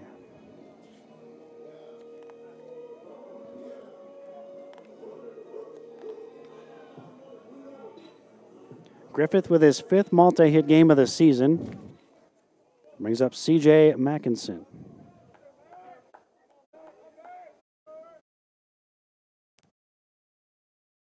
Mackinson shows bunt, pulls it back, and takes one on the outer edge for a strike. Judging by the way he leaned back out of the way, don't think he agreed with the call. 3 previous appearances for Hoyt in his career against FMU as Mackinson bunts it but foul up the first base side toward assistant coach Kyle Gallman. 3 total innings against FMU, 3 hits allowed, a run, a walk, and 2 strikeouts. Mackinson's 0 for 1 against him. Hit into a double play last year when he faced him. Strike 2 pitch. Fastball away. Mackinson 0 for 2 today. Reached on a strikeout wild pitch in the opening inning. It was left stranded and then flew out to left his last time. Hoyt, the senior out of Palm Beach Gardens, Florida. 6'2" right-hander. Deals. Mackinson hits it out into left center field. Will it drop? It will, but into the mid of Gregory. Out number 1.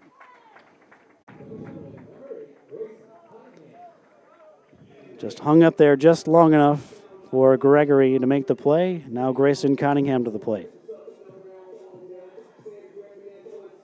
Outside of last year, Hoyt's 2 appearances against FMU in his career prior to today came in 2016. As I mentioned last night, these 2 teams did not play in 2017. This is the first trip for Lander here since 2015. FMU won 2 out of 3 in that series. Cunningham swings and misses. Only 1 player on either team took part in that series, and that's Lander pitcher Eric Holton. FMU has not seen him yet in this series. Cunningham swings and misses at the 0-1 pitch. Holton is a redshirt senior lefty from Irmo. See if maybe we see him later on with the Patriot lefties that are installed near the top of the order. Griffith edging off of first. Cunningham takes one down and away. Griffith started the inning with a single, still there now with 1 out. Patriots have out-hit the Bearcats now 6-5 for the day. And that Griffith single to start this inning was their first hit since they scored 4 in that first. And Cunningham is hit by a pitch. Well, that'll work to get the runner into scoring position. And 2 on with 1 out for Wakefield. So maybe Lander going to the bullpen is just what Francis Marion needed to get their offense going again, as he certainly figured the Patriots out the second and third time through the order after they jumped all over him in the first inning. The adjustment he made worked out. Wakefield has struck out and walked so far today, gets ahead in the count. Hoyt last year, 4.27 ERA in 40 innings, 21 appearances, including 1 start. Led Lander with 25 appearances as a sophomore in 2017. Ground ball to the right side. Cano flips to Adona for 1. Relay will not be in time. Just not hit hard enough for Lander to be able to turn 2. So they get the force on Cunningham at second. Griffith to third. Wakefield on at first. 2 down. And Will Hardy to the plate for FMU.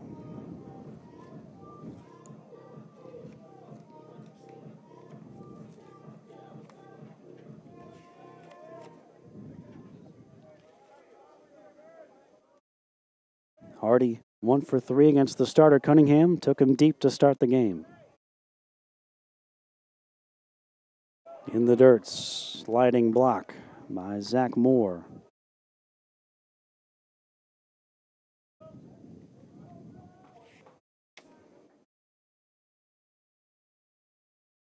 With runners in scoring position this season, Hardy hitting .429. 15 out of 35. Can he come through again? It hit him. Well, that'll work to load the bases. Second hit batter of the inning for Hoyt. He also hit Cottingham. And now the bases are loaded with Patriots with 2 down, and senior right fielder Cole Hinnant coming to the plate.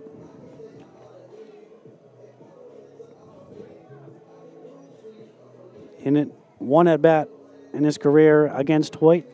Struck out against him back in 2016.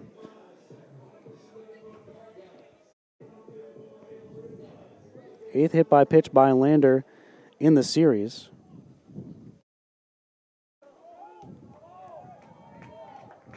They hit 6 last night.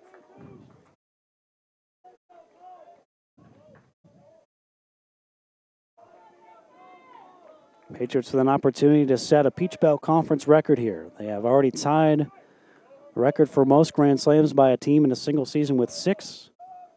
First pitch to Hinnant, down and away, not even close. Good play by Moore just to backhand it. Young Harris hit 6 Grand Slams last year. The Patriots have already equaled that mark with roughly half the season still to go. And they have a bases loaded opportunity here with Hinnant at the plate. Time for the team lead with 4 homers. Had 1 earlier. Downstairs, 2-0. Hinnant, a homer, a fly ball, and a ground ball that was off the glove and then into left field of the third baseman Yeager. So he reached down an error his last time.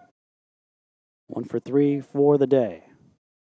Taking, and it bounces off of the glove of Moore, and in to score the go-ahead run is Alex Griffith.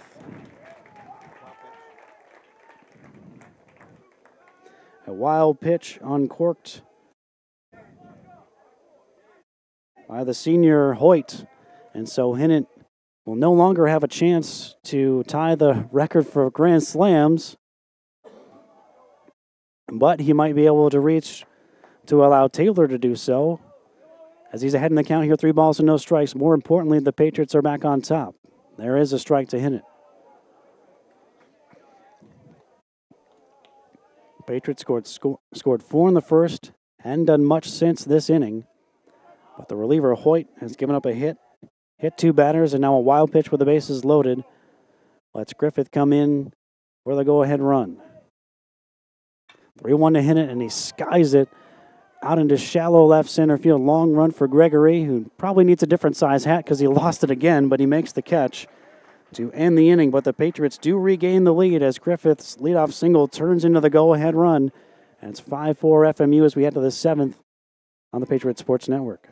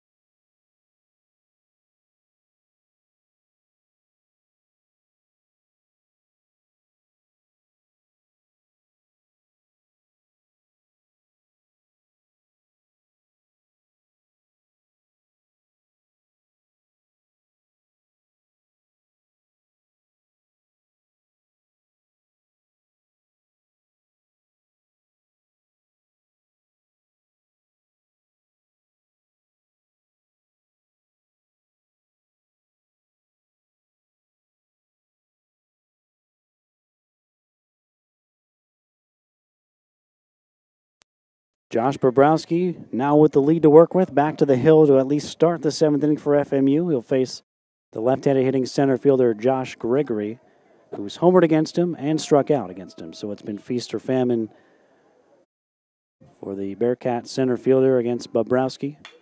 He gets him to roll one to the right side, off the glove of Cottingham into right. Cottingham, step or two onto the outfield grass. Couldn't come up with it. First error for FMU. And so Gregory, the tying run, aboard at first to get things started for Lander here on the top of the 7th. Brings the leadoff hitting second baseman Bailey Connell to the plate for his 4th plate appearance of the afternoon. He has struck out, tripled, and been hit by a pitch. 1 run scored.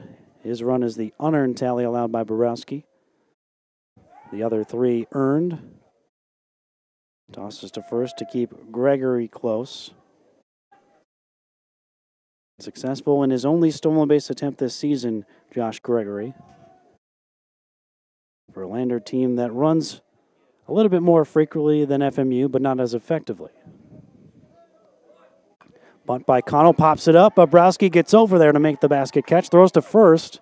The runner was a little bit far off the base for a bunt that went up in the air. He almost caught him napping, or at least maybe not napping, but a little bit too far off the base. But he got back there in time. It's a nice play by Bobrowski to quickly get off the hill to make the play for the first out. And now Vincent Adona, who has struck out twice and hit a sacrifice fly. Picked up his 12th RBI in the fifth, tying the game with a sac fly when the bases loaded and 1 out. Wasn't hit very deep, but it was deep enough. As Hardy's throw from shallow left field ended up a little bit up the third base line. Enough to allow Zach Moore to come in to score. So at the time, tie the game at 4. Patriots just going ahead with a run in the bottom of the 6th. Bobrowski sends one right through the heart of the plate for a strike. 11 strikeouts for Bobrowski today, a new career high for the junior out of Florida, and time for the most strikeouts for a Patriot pitcher this season. Isaac Rogers fanned 11 at Limestone a week ago Wednesday. Good pick by Pappas over at first and a low pickoff throw. Christian Umflett, I don't think he's throwing right now. But he's standing and looking like he might start throwing again momentarily. In his third inning of work in the bullpen. 0-1, strike 2. By the time the Patriots do decide to go to the bullpen, Umflett might have already hit his pitch limit for the day.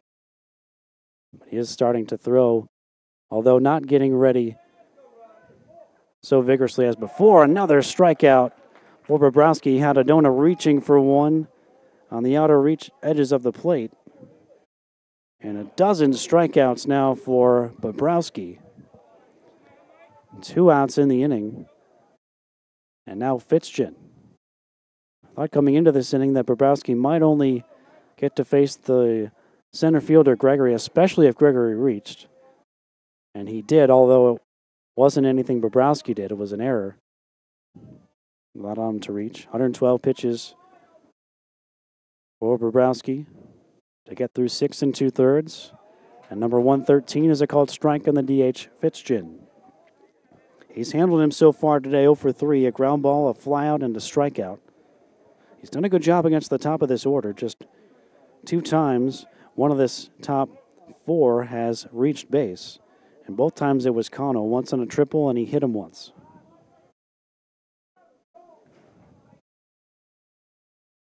Slide step, foul back.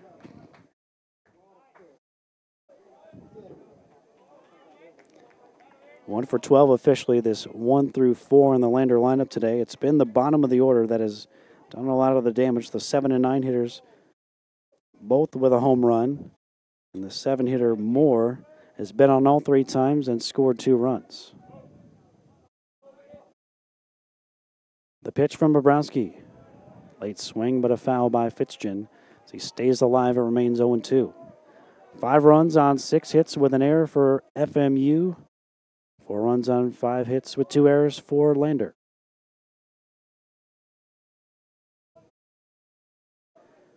FMU trying to even this 3-game set at a game apiece, heading into tomorrow's finale. Bobrowski deals. Called third strike. Griffith did get the tag on Fitzgen. Or so it seemed like the umpire signaled him out. And so Pappas headed back to the dugout, and there's no one to cover first. Now there's some confusion. The umpires will get together. The umpire definitely made the closed fist sign as if to say out, but he could have just been saying swing. We'll see what the umpires call here. And they say he's out. Griffith initially dropped it on the tag, it appeared, but he got it long enough to end the inning. That is strikeout number 13 for Bobrowski. And as we stand up and stretch, Patriots still hold a 1-run lead.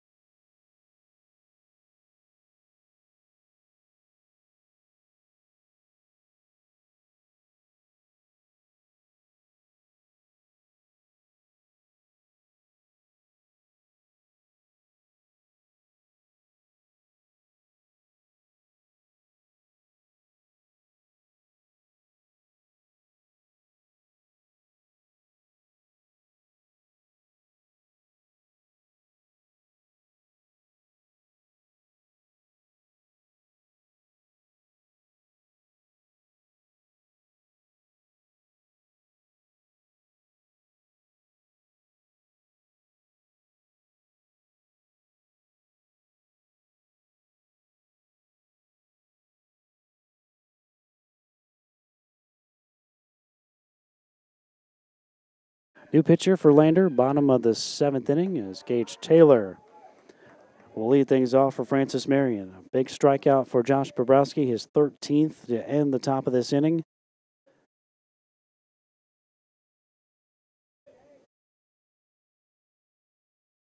And Taylor takes one in the back.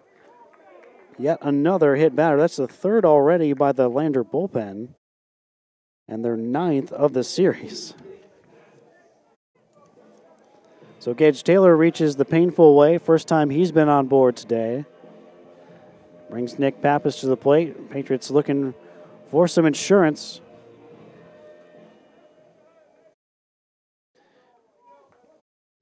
Pappas 1 for 3, doubled and scored back in the first. Takes the first pitch strike from the lefty. Flores, 5'9" junior out of Garner, North Carolina. For the season, this is 11th appearance. 4.70 ERA, 8 hits allowed, 7 runs, 4 of them earned in 7 2/3, 2 walks to 7 strikeouts.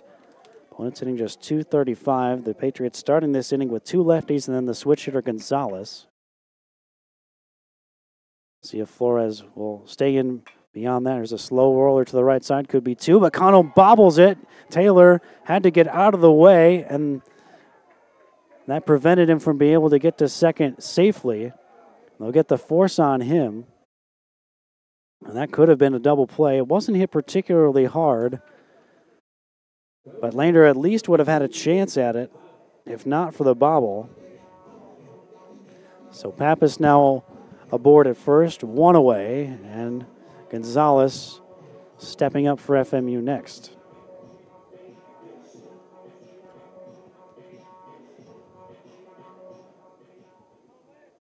Gonzalez looking for his first hit of the series. He's 0 for 3 so far today.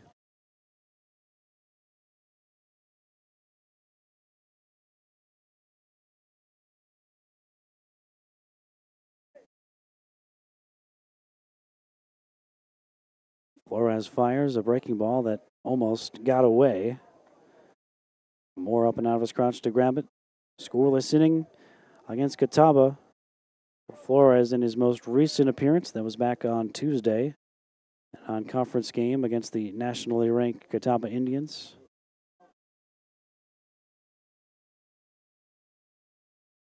Gonzalez batting right-handed for the first time today against the southpaw Flores.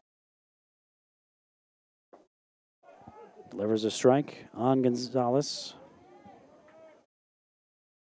Alex Griffith, who's on deck, his run last inning. Right now the difference. The Patriots back on top after Lander had erased the early FMU 4-run lead. Another one outside from Flores. And Josh Bobrowski, with his 13 strikeouts, 12 of them have been swinging. Most by a Patriot hurler this season in any one outing. And there's action in the FMU bullpen again. Seemingly his day probably over. Around 120 pitches for Bobrowski, 116 to be exact. So far for his day, he's allowed 5 hits, 4 runs, 3 of them earned, and walked 3 to go with those 13 strikeouts in his 7 innings.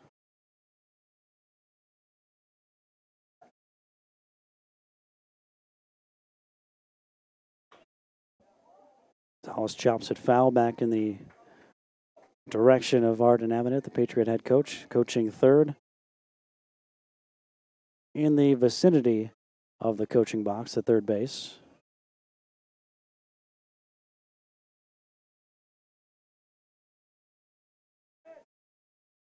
Sometimes I wonder why those are even painted on there, because the coaches almost never are in them. Although, to be fair, Patriots assistant Kyle Gallman, who's coaching first, is almost directly in the middle of the box.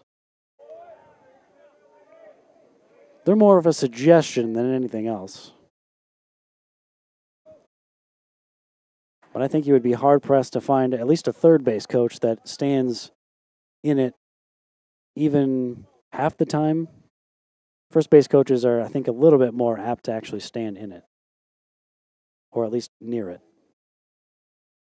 Another 2-2 to Gonzalez. Full count.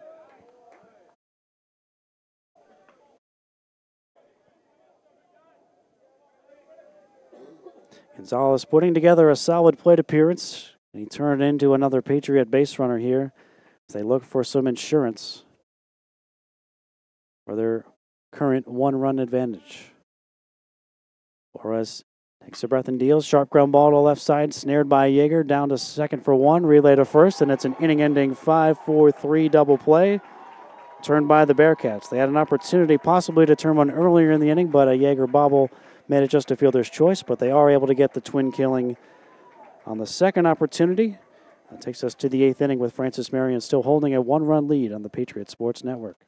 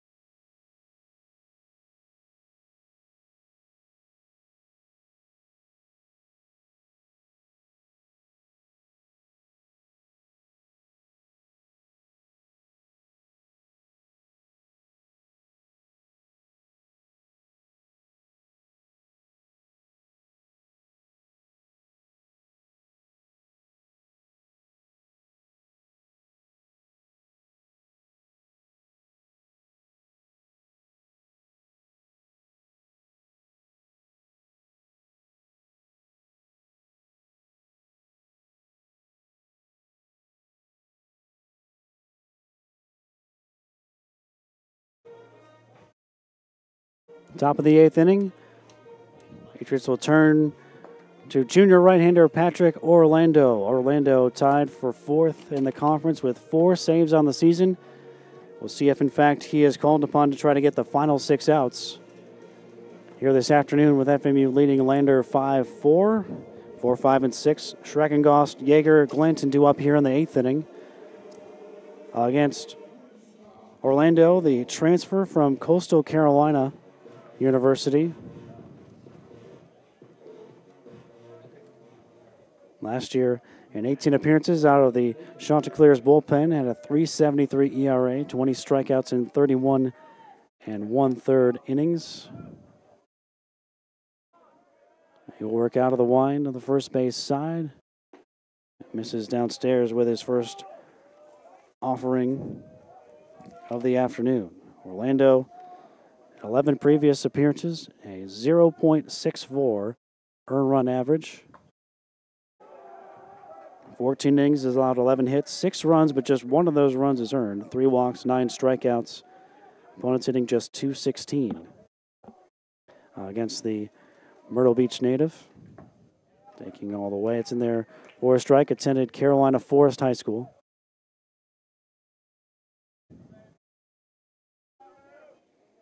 Schreckengost went 0 for 3 against Bobrowski. Struck out twice.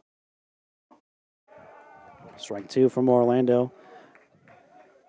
He is not alone in striking out multiple times against Bobrowski. That's what happens when you fan 13 in 7 innings. Orlando's 2-2. Got him.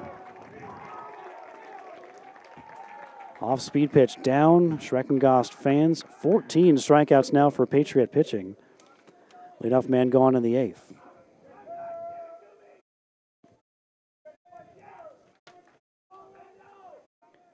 I'll bring up the third baseman, Colton Yeager, singled in his middle at-bat back in the 4th inning, but ended up getting picked off. Orlando just misses with his first. Most strikeouts for Patriot pitching this season, 16 against Claflin here like in early February. This one's chopped over the head of Wakefield into left. Yeager has his second hit. A one-out single, his second hit of the game. And the sixth for Lander. By the way, the final line on Bobrowski, 7 innings, 4 runs, 3 of which were earned, 5 hits, 3 walks, and the 13 Ks.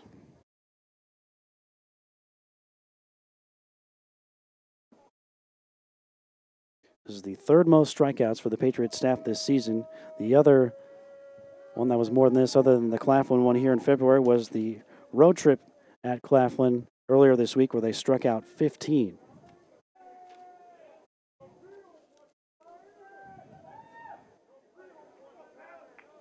It's the 13th time. And this, the Patriots' 29th game of the season. They have recorded double-digit strikeouts as a staff. Glanton with 1 on and 1 out. Takes it low.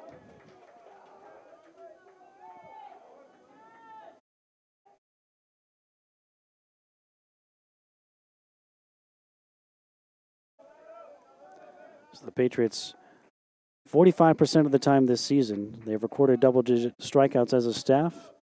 They have the second most strikeouts as a staff in the league behind these Lander Bearcats. Ripped into left field, a solid base hit for Glanton. Taking a wide turn at second and holding there is Yeager. So after the inning opening strikeout, back-to-back solid singles for the Bearcats, who have now taken a 7-6 advantage in the hit column. They have 2 on with 1 out for the catcher, Zach Moore. And we get action in the Patriot bullpen. I think it's Umflett for about the umpteen time. Pun intended. That was pretty bad, though. It was a bad joke. Zach Moore, a homer and 2 walks against Bobrowski. 2 on with 1 out. High in the air into left field, down the line. Hardy coming over toward the corner. Makes the catch on the very edge of the track. Another one that carried pretty well. A good throw in by Hardy keeps the runners from advancing. So a big out to keep Moore off the base pass for Orlando. And now Carson Jones with 2 on and 2 out in the Lander 8th. Patriots up by a run. Haven't done a whole lot offensively since that 4-run first, but they scratched across a run in the 6th to go back in front, now trying to hang on here in the late innings. Glanton has struck out, singled, and flown to left. Line drive just foul down the left field line. Jumped all over the first pitch from Orlando, but couldn't stay back on it long enough. Strike 1.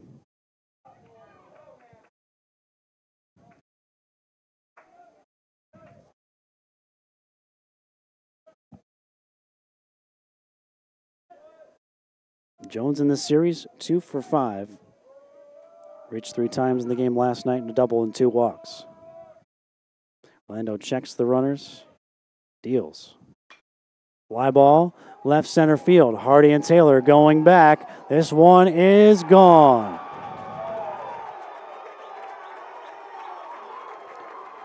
Lander takes the lead for the first time today on the 3-run homer by Carson Jones. And the Bearcats are up 7-5 here in the 8th. 3rd home run of the game for Lander. And the 5th home run in total between these two. 391-foot blast out to left center.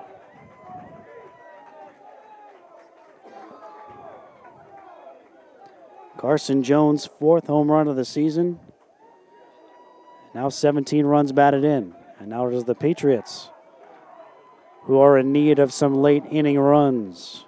Josh Gregory, the center fielder, to the plate.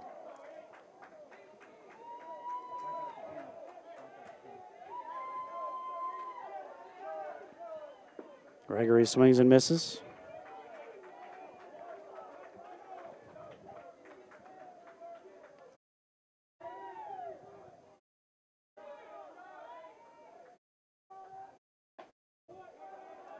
Orlando misses outside on Gregory, who is 1 for 3, homered back in the third, then struck out his second time. Last inning, he reached on an error, but was left stranded. Orlando just misses outside.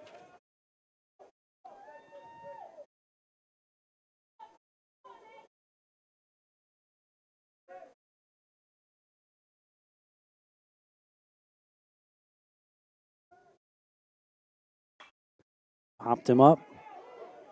Shallow left. Mackinson out. Hardy in. Hardy calls off. Mackinson makes the catch to end the inning, but not before the Bearcats take their first lead on the 3-run homer by Jones. 7-5 Bearcats as we go to the last of the 8th on the Patriot Sports Network.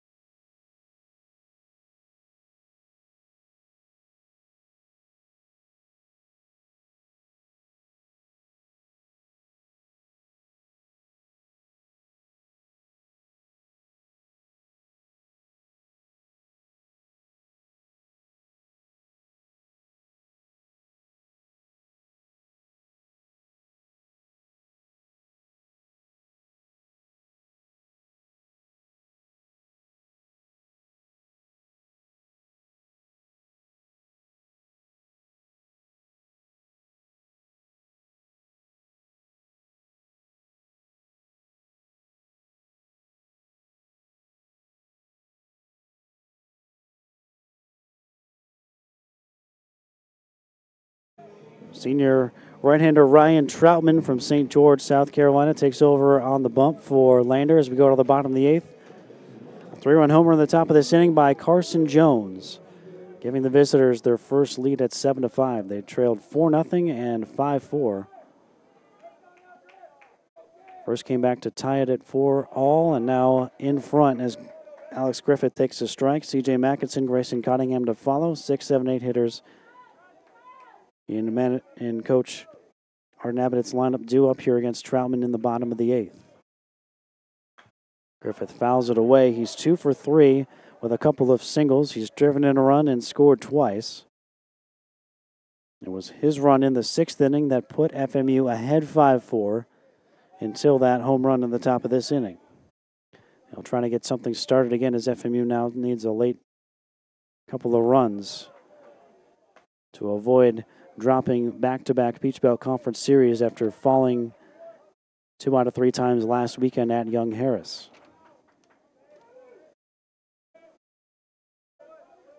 Troutman's 1-2. Check swing. He went around, according to TR, slowing the base umpire. Griffith down on strikes to begin the 8th inning. Strikeout number 7 for Lander pitching today. FMU with 14 strikeouts.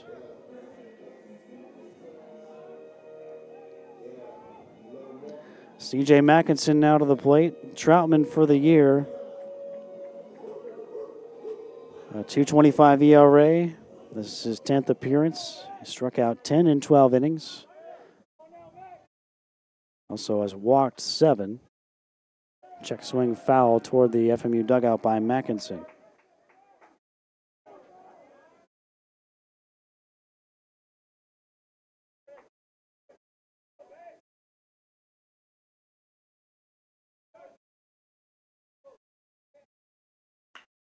Ball to the right side.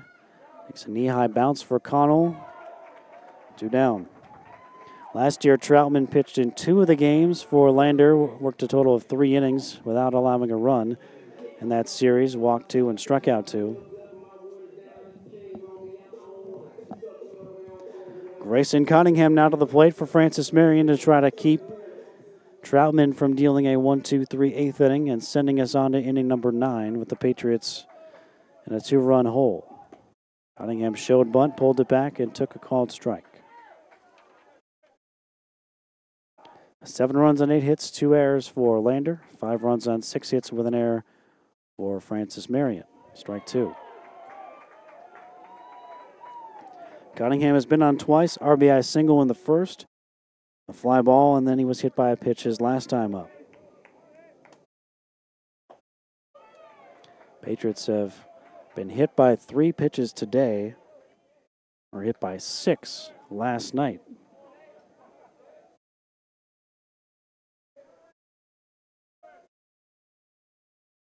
One, two. Outside again.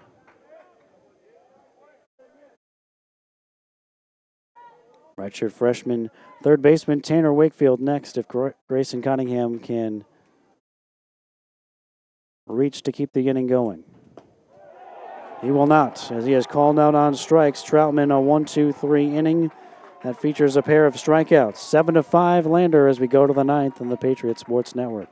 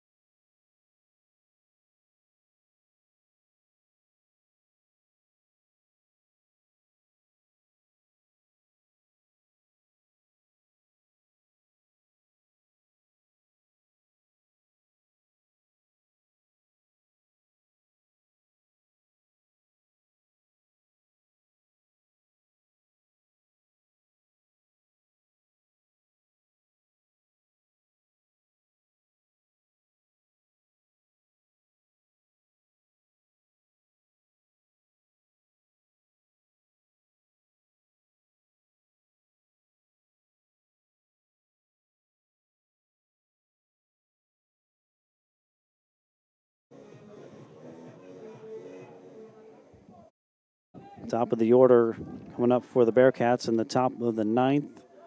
Patrick Orlando back to work, trying to keep the Patriots within 2. Connell is 1 for 3, and he's swinging away on the first one, and then he'll have his second hit as he dumps this one into left.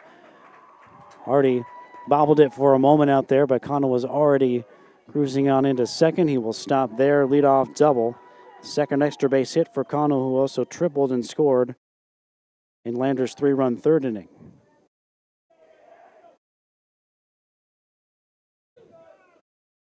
And Patriot head coach Arden Avenant making his way out to the mound.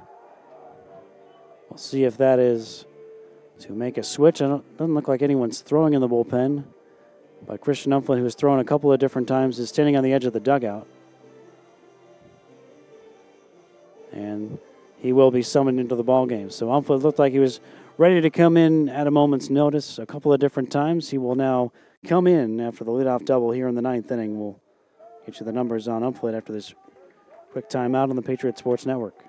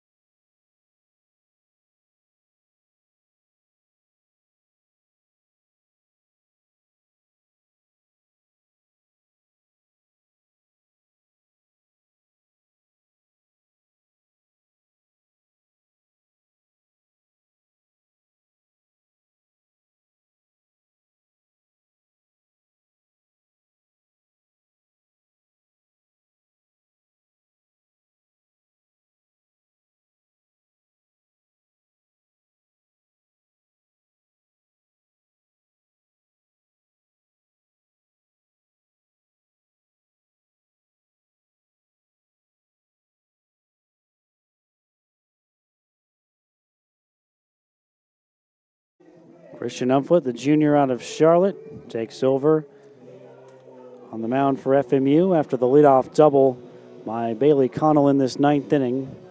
He'll try to keep Connell from scoring and keep Francis Marion within a couple of runs. Umflett on the season, 11 appearances, 3-1 record, a .380 earned run average, has 1 save.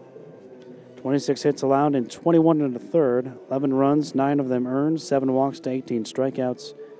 Opponents hitting .313 against Umflett.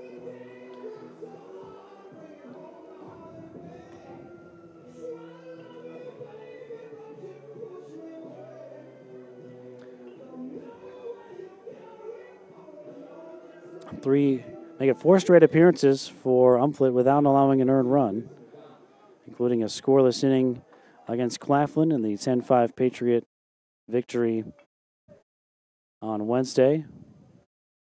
Led FMU with 21 appearances a season ago. He'll be facing Vincent Adona. Runner at second, nobody out. See if he is trying to bunt the runner over. He does square, pulls it back and takes a strike. As I mentioned earlier, Lander has not sacrificed very often this season, just 3 of them, but Adona has 2 of those 3. Connell at second after his leadoff double.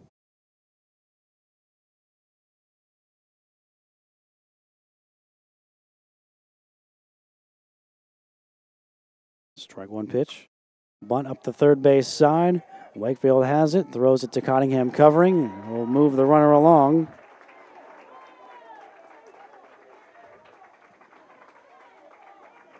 So the sacrifice works out for Lander. They have a runner at third with 1 out. And the designated hitter, Mike Fitzgin, coming to the plate. There'll be a second game coming up after the Patriots and Bearcats play. Trinity Burns School playing Robert E. Lee Academy, and high school action here on Cornwall Field at Sparrow Stadium a little bit later on. Patriots bring the infield in here. A little bit outside to Fitzgin. Patriots have held him down 0 for 8 in the series. Josh Bobrowski struck him out twice today, including his 13th strikeout to end the 7th. That was his final pitch of the afternoon. Unfortunately, no matter how this one plays out, Bobrowski will not get his 4th win, although he certainly deserved it the way he was throwing this afternoon. But blocked there by Griffith.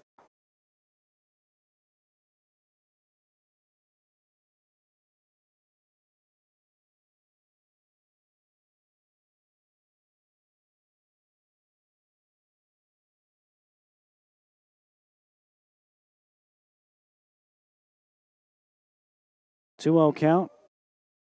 Round ball back up the middle. Past the diving Grayson Cottingham, a base hit. They beat the infield in alignment as Fitzgin collects his 3rd RBI of the series, an RBI single.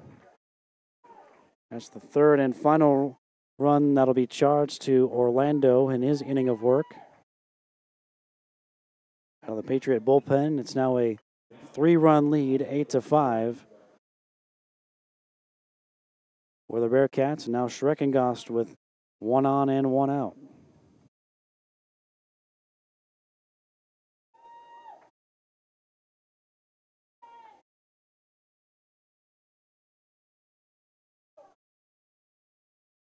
Schreckengost hops it to first. Pappas will step on the base, slings it high toward Mackinson at second. So they'll get just the 1 out there. Fitzgin now at second, 2 down in the inning, and Yeager will come to the plate.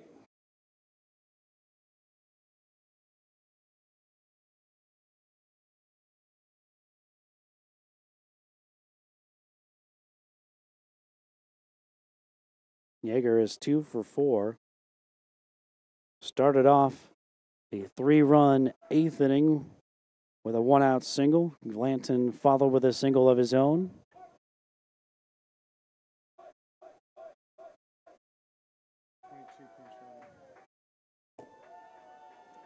We'll get a pinch runner here for Lander.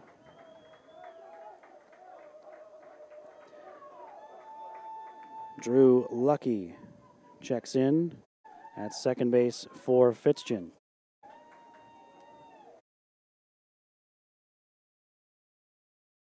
Lucky, the freshman of Beaufort, South Carolina.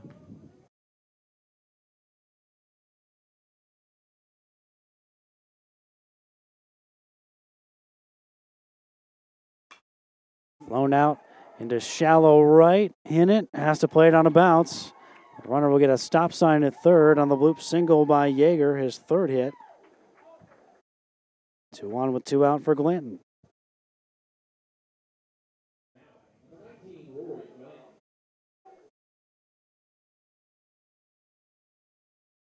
So Umflett induced weak contact, but Hinnant just could not get in quick enough to haul it in. So the 11th hit for Lander keeps the inning alive for Glanton, who's been on his last 2 trips, a walk and a single. He has scored once. 4 runs over the 8th and 9th innings have taken a 5-4 Patriot lead and turned it into an 8-5 advantage for Lander. Swing and a miss. There will be a pair of Umfletts on the FMU baseball team next year, as Christian's younger brother Thomas, as a high school senior, has signed a national letter of intent to play for FMU next year of South Mecklenburg High School in Charlotte.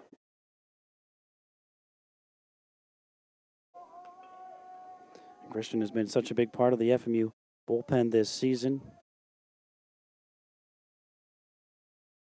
6'4" junior righty, majoring in marketing, and right now looking to strand a couple of Bearcats on the base paths. They have runners at first and third with 2 out.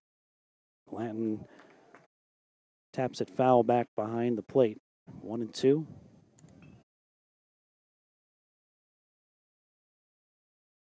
Glanton with 2 hits in the series in 6 official at-bats. He's walked 3 times and scored 4 times. Out of the 6th spot in the Lander lineup.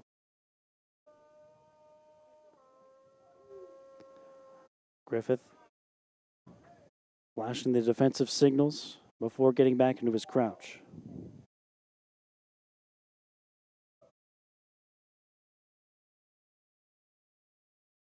Runner takes off from first. Line drive down the left field line. Foul into the Lander pen.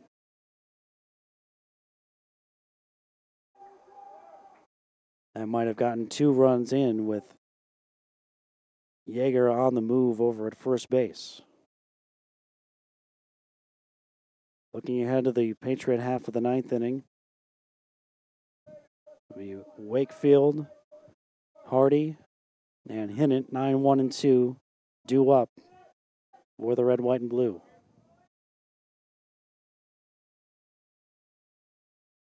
Another 1-2 pitch from Umflett. Runner again takes off. Ground ball to left side. Bobbled by Wakefield. It's going to trickle out into left field. It'll get a run in for Lander. Stopping at second, Yeager.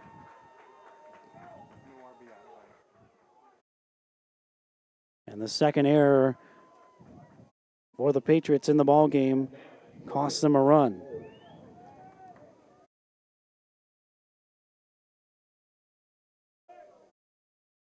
Nine to 5 Bearcats as they have pushed across now 5 over these last 2 frames.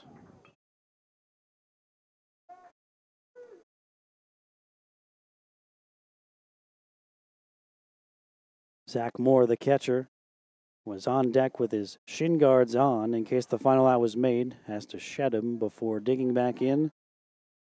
Because have only retired him once today. 0 for 1 1 for 2, I should say officially, with a homer, 2 walks, and a flyout. He takes one downstairs from Umflett. Yeager at second, Glanton at first. No RBI for Glanton, with the error being made to keep the inning going. Bench runner Lucky, the one coming in to score from third. Strike from Umflett.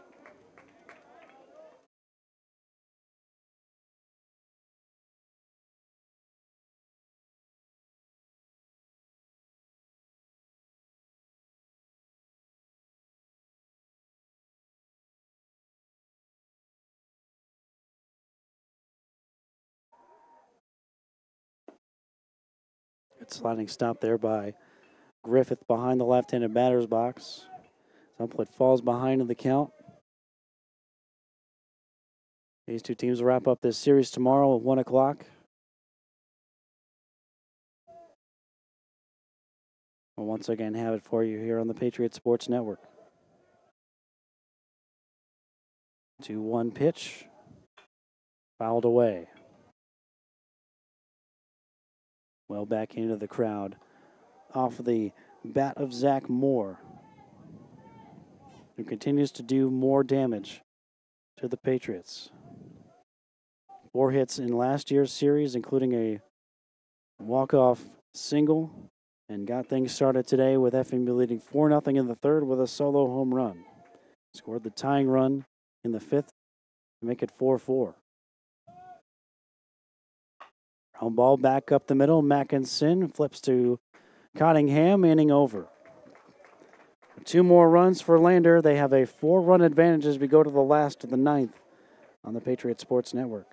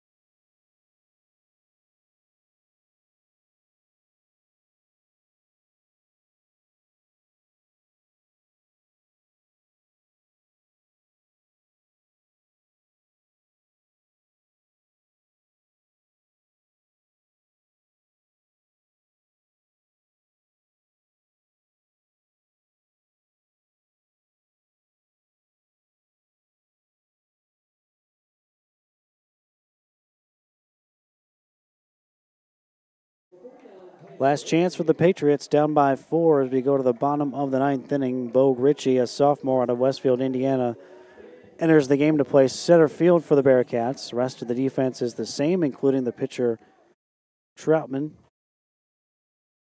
Be facing redshirt freshman Tanner Wakefield to start off the bottom of the 9th. Will Hardy and Cole Hinnett to follow, 9-1 and 2, and then Gage Taylor should at least one of them reach. Wakefield takes a strike. Patriots out to such a great offensive start. Back-to-back home runs in the opening inning to start things off, and then 4 runs on 5 hits total in the frame. As Wakefield knocks this one out into left center field, it'll get down, a leadoff single. Second time that Wakefield has been aboard today after he had drawn a walk in the 4th. And the Patriots' 7th hit. Turns the lineup card back over to the top to Will Hardy.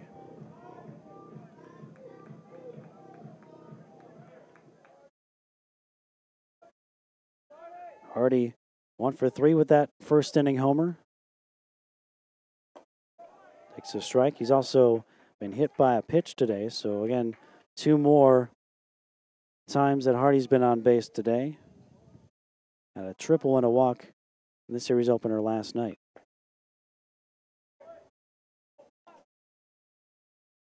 Troutman misses away, looking to lock down his first save of the season for Lander.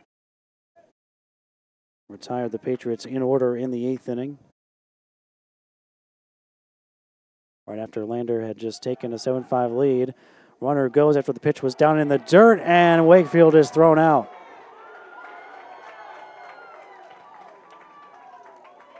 Wakefield hesitated just a little bit when it was down in the dirt.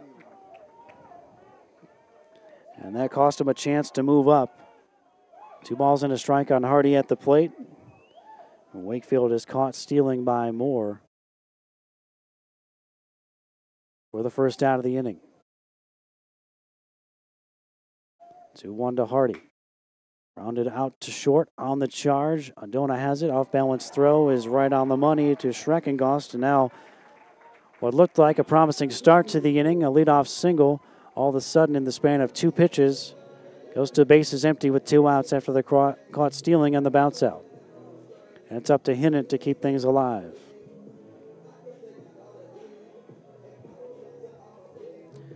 Hinnant a homer in 4 at-bats. Back in the opening inning, first time in school history the Patriots have had back-to-back homers to lead off a game. And Hinnant takes a strike.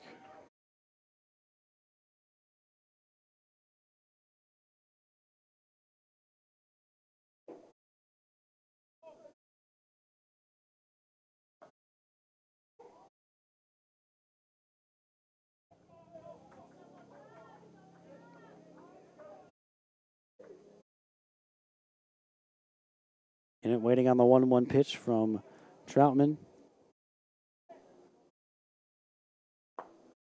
An announced crowd today of 826, most for an FMU baseball game this season.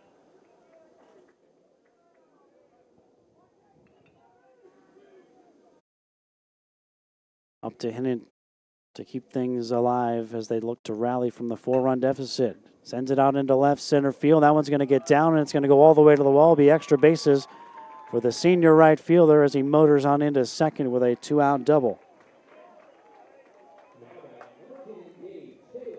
Another multi-hit game for Cole Hinnant. And the 2-out double keeps the Patriots in business with Gage Taylor coming to the plate. The team-leading 13th multi-hit game of the season for Hinnant. Taylor is 0 for 3. He's also been hit by a pitch today, so he has reached once. All that means that Taylor being 0 for 3, it means he's due for a hit. Takes one on the outer edge. Didn't appear to agree with the call.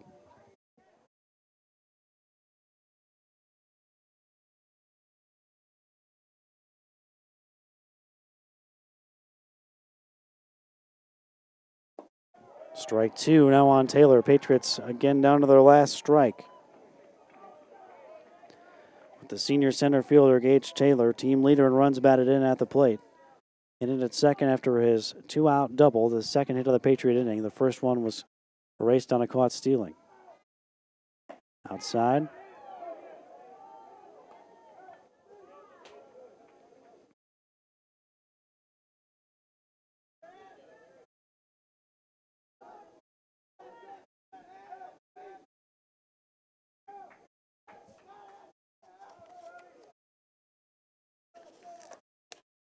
One, 2 on the way.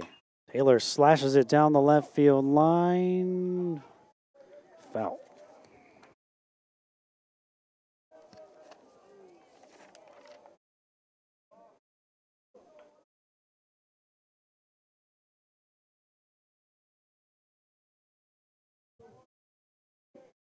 So Gage Taylor will head back to the left-handed batter's box. Nick Pappas on deck. Should Taylor reach to keep this one going? FMU trying to avoid dropping back-to-back Peach Belt Conference Series for the first time this season after losing 2 out of 3 last weekend on the road at Young Harris. Outside, good eye by Taylor, but that is what is staring them down here after losing the series opener last night. If they're unable to rally back here against Lander. Troutman's 2-2. Taylor bounces it to the right side. Under the glove of Schreckengost. Trickers out into right field. Hinnant will come all the way around to score, and the Patriots do still have life.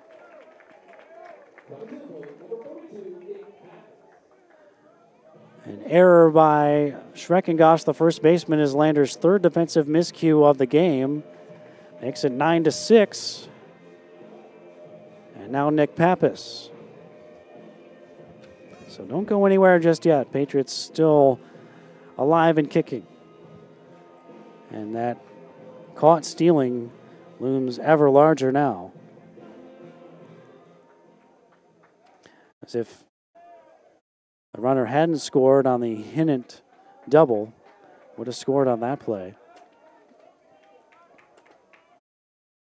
Pappas digs in, takes one down and away. Pappas doubled and scored back in the opening inning, 1 for 4 for the day, 2 for 7 for the series.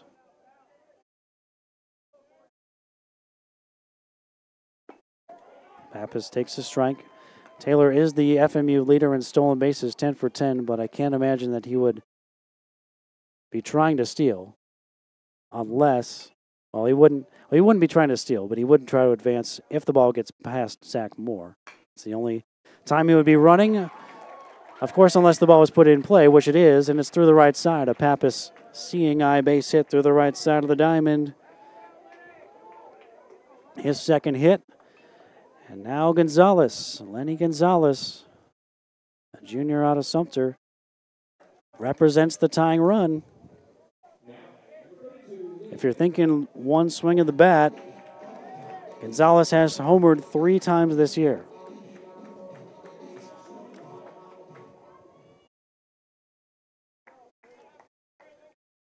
One run in, 2 runners on for the Patriots with 2 outs here in the bottom of the 9th inning.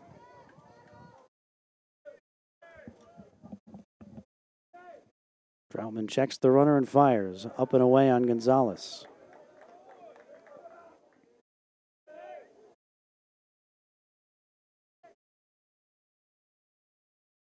There's still a little bit magic left in those Patriot bats here in the late afternoon in Florence. Downstairs to Gonzalez. 2 balls, no strikes. Probably think Gonzalez would have to absolutely love the pitch to swing here 2-0.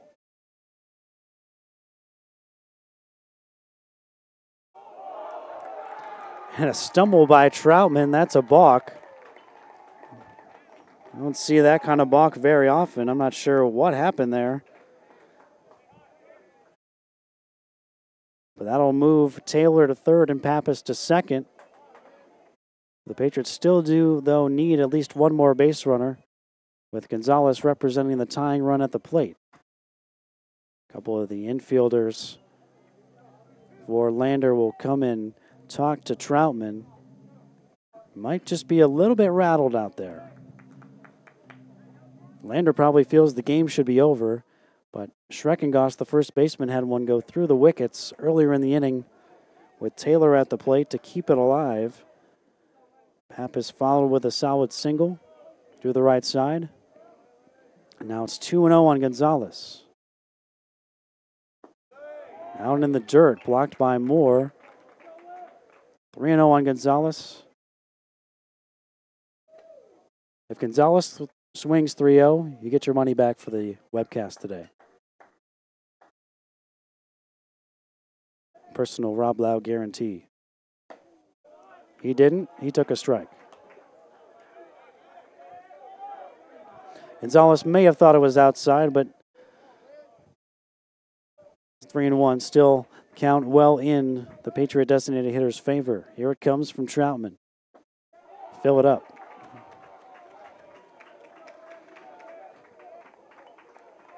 Alex Griffith, who has a pair of singles and a couple of runs scored, on deck. Taylor coming down the line in foul ground at third. Pappas can get a healthy lead at second. 3-2 to Gonzalez. All 4 tying runs on for Griffith.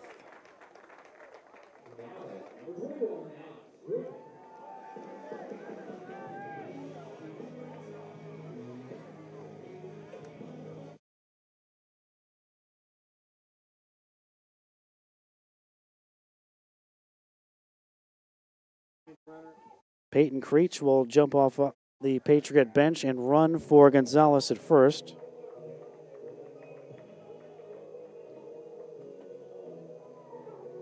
So it is now Creech who represents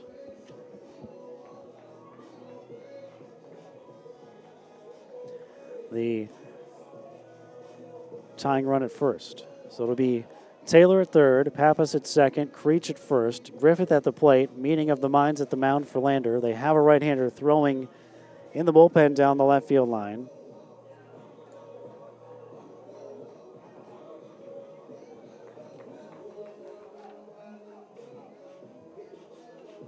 Marshall Thompson is the one throwing for Lander. I mentioned it earlier, the Patriots have already tied a Peach Belt Conference record for grand slams in a season with 6.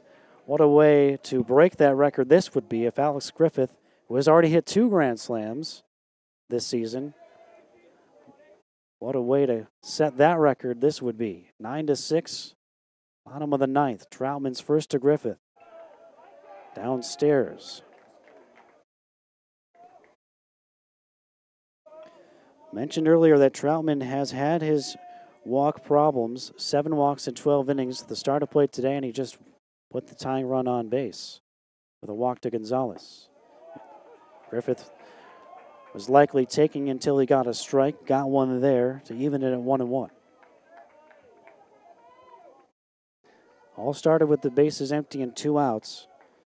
A Hinnant double to left center, an error by Schreckengost at first, Pappas single, and then a Gonzalez walk. Downstairs, blocked by Moore. Runners all stay put. 2 balls and a strike on Griffith. Singled and scored in the first and in the 6th. Fly out and a strikeout on either side of those. The single in the 6th eventually put the Patriots up 5-4 as he came around to score on a wild pitch. That had been after Lander had erased the 4-0 lead. Griffith takes another strike, 2-2. Patriots down to their last strike again. Tying runs on. Griffith, the potential winning run at the plate. Tied for the team lead with 4 home runs this season. 26 runs batted in, time called. Griffith will step out. 2 balls, 2 strikes, 2 down. A run in, tying runs on in the Patriot 9th. Here it comes from Troutman. Got him on strikes, and the ball game is over. Well, Troutman gives up a run, but leaves the bases loaded as Lander has come here to Florence and already claimed a series victory, having won each of the first 2 games of this 3-game Peach Belt Conference Series. Lander scores 9 runs on 11 hits. They made 3 errors.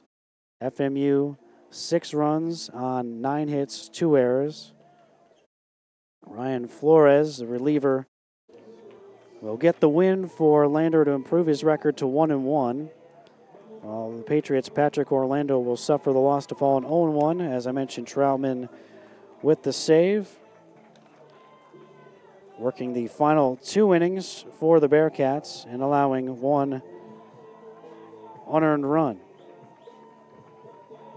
So tomorrow will be the finale of this 3-game set at 1 o'clock. So the Patriots will try to salvage the last game of the series. They have not been swept in a Peach Belt Conference Series yet this season. They'll try to keep that streak going tomorrow afternoon. That's going to do it for this afternoon's broadcast from Cornell Field at Sparrow Stadium. Again, Lander has taken 2 out of the first 3 with a 9-6 win.